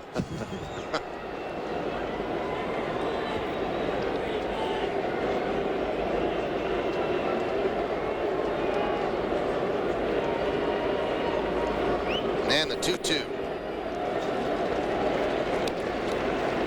Now you guys are both in agreement that the pitcher is ahead of the hitter when the hitter doesn't know the pitcher that well, even if the pitcher doesn't know the hitters that well. I think so. I would think so, yes. Yeah. I agree with that. But it doesn't take long to catch up. Swing and a miss. Fourth strikeout for Contreras as Shannon Stewart moves to second. Depends on how many pitches you get a chance to see before he gets you to home. If you're facing the guy for the first time, because as you see the strikeout there's certainly a different angle that Contreras will give you. It's a sidearm breaking ball. But what I see one of his fingers actually come off the ball. You know, that's what I mean. Greg Maddux is as good as an example as any of a guy you can see put different finger pressure on to make the ball move this way and that way. It looked like Contreras, like maybe his index or finger came completely off the ball when he flipped that curve up there. Here's Delgado. What I mean by what I was talking about, facing a pitcher for the first time from a hitter standpoint, if you can see a lot of pitches from him the first time up, the thing that you do, you lock in on the velocity, and then you lock in on the movement of the baseball. Well, this is his first time through the lineup, obviously his first time in a big league game. So far he's done very well. Of the 5 outs, he has struck out 4 batters, and he was the object of everyone's affection. All the teams in baseball wanted him. Obviously most of them couldn't afford him. It came down to the Mariners, the Red Sox, and the Yankees. Then finally it was whittled down to the Red Sox and the Yankees, and the Yankees won that one and signed Contreras to a 4-year $32 million deal, which upset the Red Sox greatly. They felt that they had Contreras. In fact, in the hotel where Contreras was staying, they actually bought up all the rooms, so the Yankees could not be there. They could not stay in the hotel. So the Yankees had to just come to the hotel and knock on Contreras' door, because the Red Sox had bought every single hotel room. But that was easy to do. Just walk up, knock on the door. Look at all the money they saved. They didn't have to buy any rooms.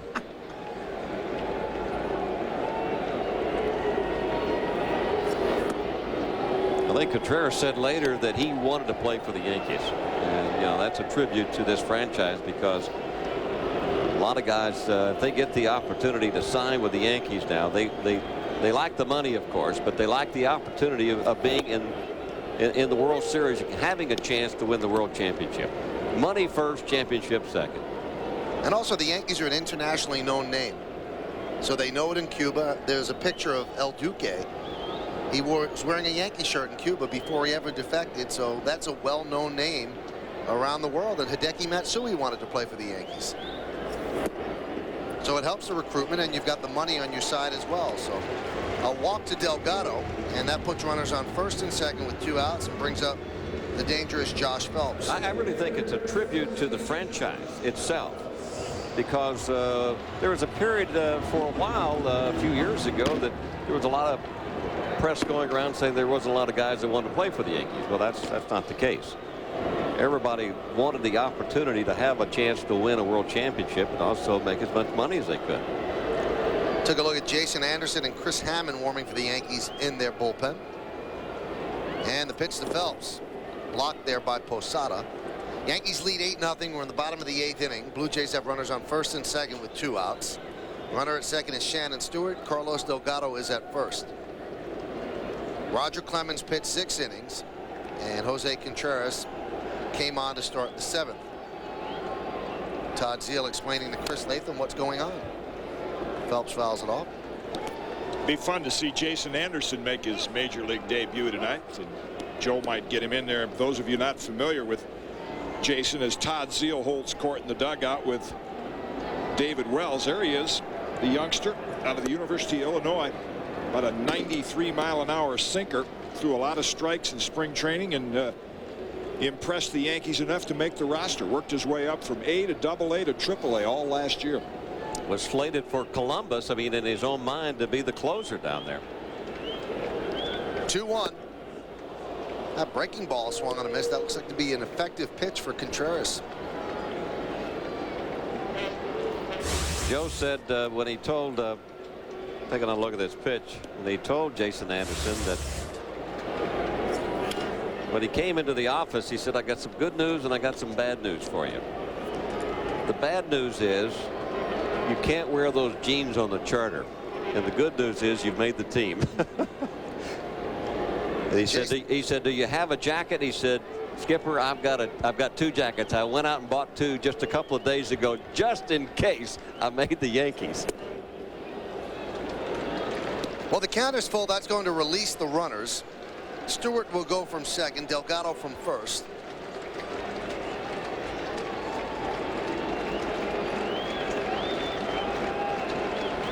And the 3-2. A little bit high. The bases are loaded.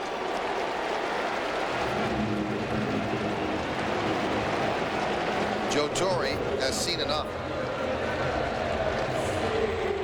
The way you score runs in this game, Joe doesn't want to take any chances. So with Eric Hinsky coming up, he will go to the left-hander. Chris Hammond having a hard time getting through the gate. He finally does, and when he reaches the mound, it'll be time for his Yankee debut. So a night of debuts here at Skydome.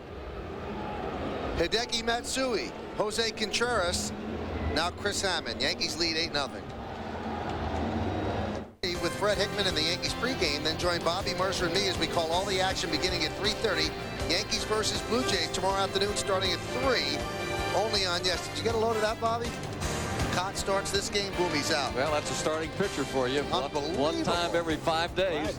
Right. But you've made this a quality start, as always.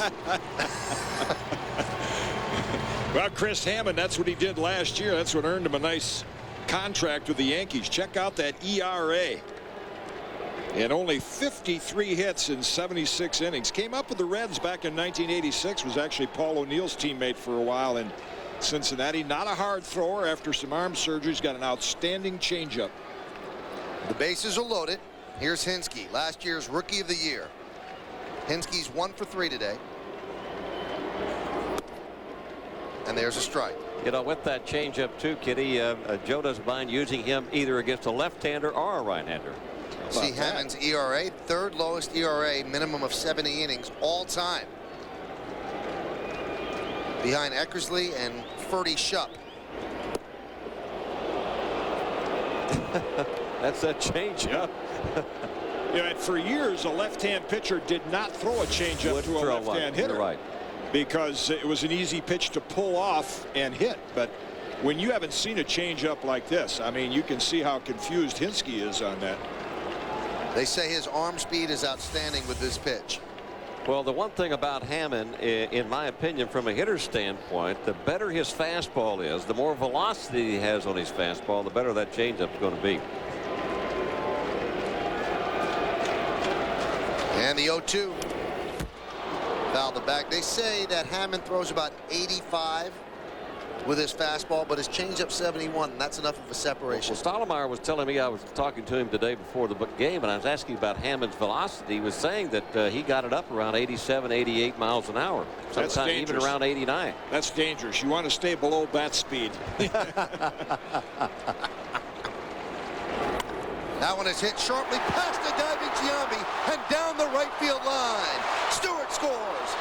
Delgado scores. Moving to third is Phelps. Hinsky's on second with a 2-run double. The Blue Jays are on the board. Yankee lead is now 8-2.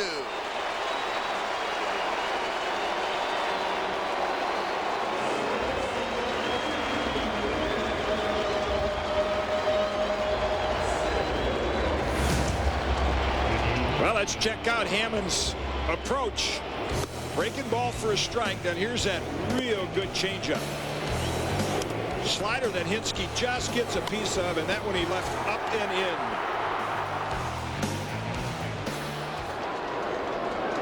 in. Here's Orlando Hudson, and he swings and misses.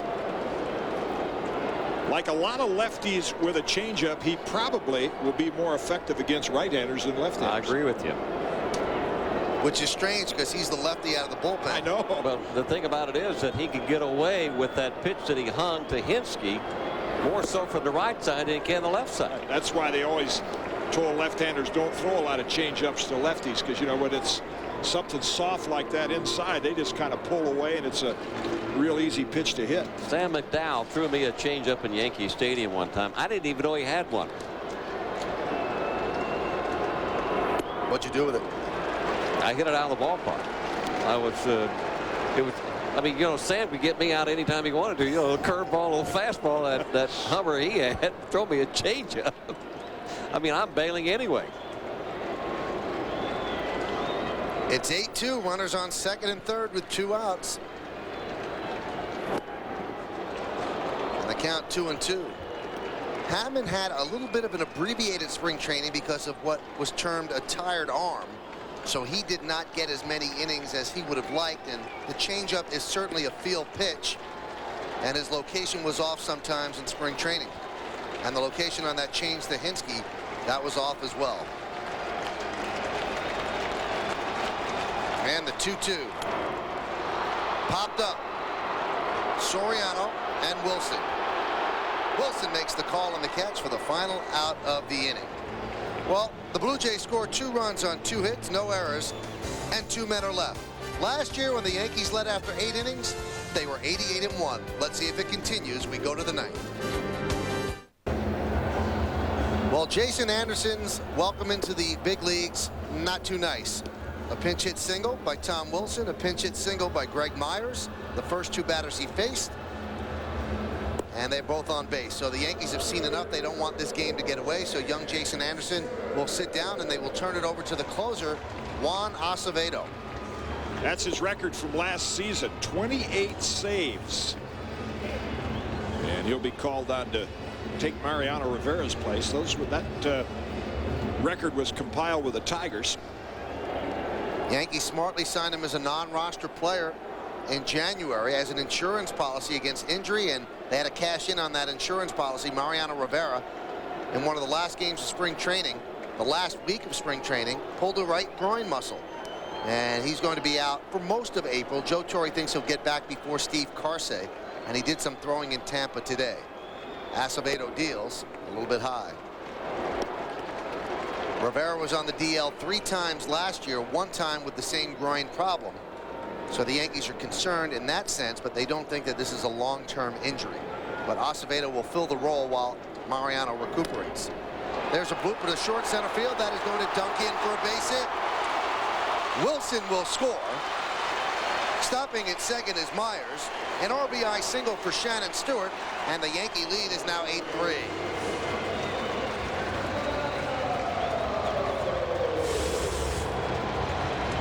Well, Shannon Stewart fighting off the fastball inside. You can see he's tied the hands up a little bit, but not enough.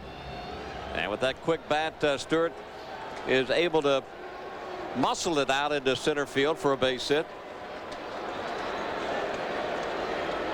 Bernie bobbled the ball just a bit, but the runner stayed put. They don't want to take any extra bases at this point. Here's Catalanato.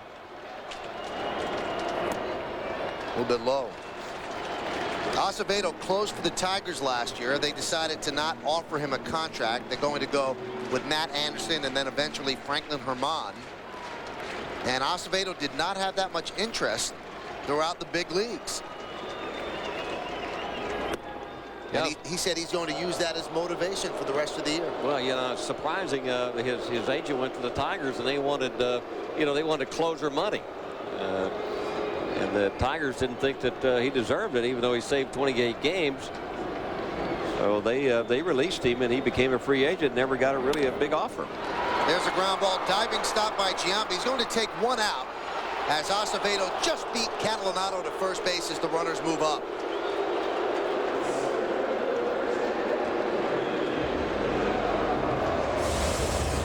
It's one out, but it's an important out. Nice stop by Giambi with the ball hit hard off the turf. Opts to shovel toss it to Acevedo, who just gets his foot down before Catalanato. Hustling all the way.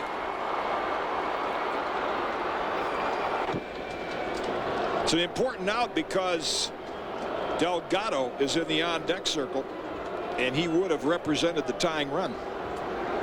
That's a very good call by the first base umpire, Jeff Kellogg. You could see Acevedo's foot on the bag before Catalanato's comes down. So the Yankees, of course, play the infield back. That run means nothing at third. Runners on second and third, one out. Here's Vernon Wells.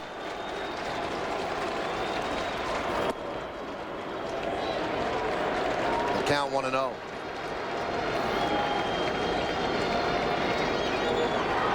Acevedo, the Yankees' fifth pitcher.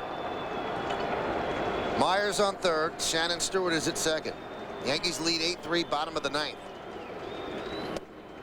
Misses inside. The Blue Jays have actually out-hit the Yankees 9-7, but the Yankees have had the big blows. A grand slam by Soriano, a two-run shot by Robin Ventura.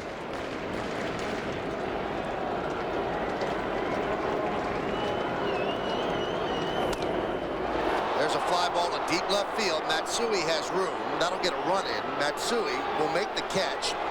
Tagging is Myers. He'll score. Stewart stays put at second. A sac fly by Wells, and the Yankee lead is now 8-4. But more importantly, the Yankees get the second out. Did get the second out, and that was just a miss by Vernon Wells. Pitch up around the mid-90s and got in on the hands and didn't allow Wells to extend his arms out in front of home plate. See how the arms are tied up? And you got to lift the ball from there, and if you have strength, you can lift it as far as Wells did. That was just a miss. Here's Delgado. Delgado is 1 for 2 with 2 walks. Acevedo deals. Fastball strike. Only new member of the Yankee bullpen that hasn't seen action is Antonio Osuna. Hitchcock is out there, but not going to be used very much. There's your Martini lineup again for Delgado. Martini defense.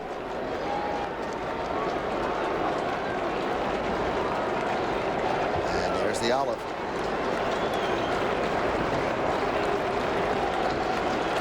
Giambi sees that all the time.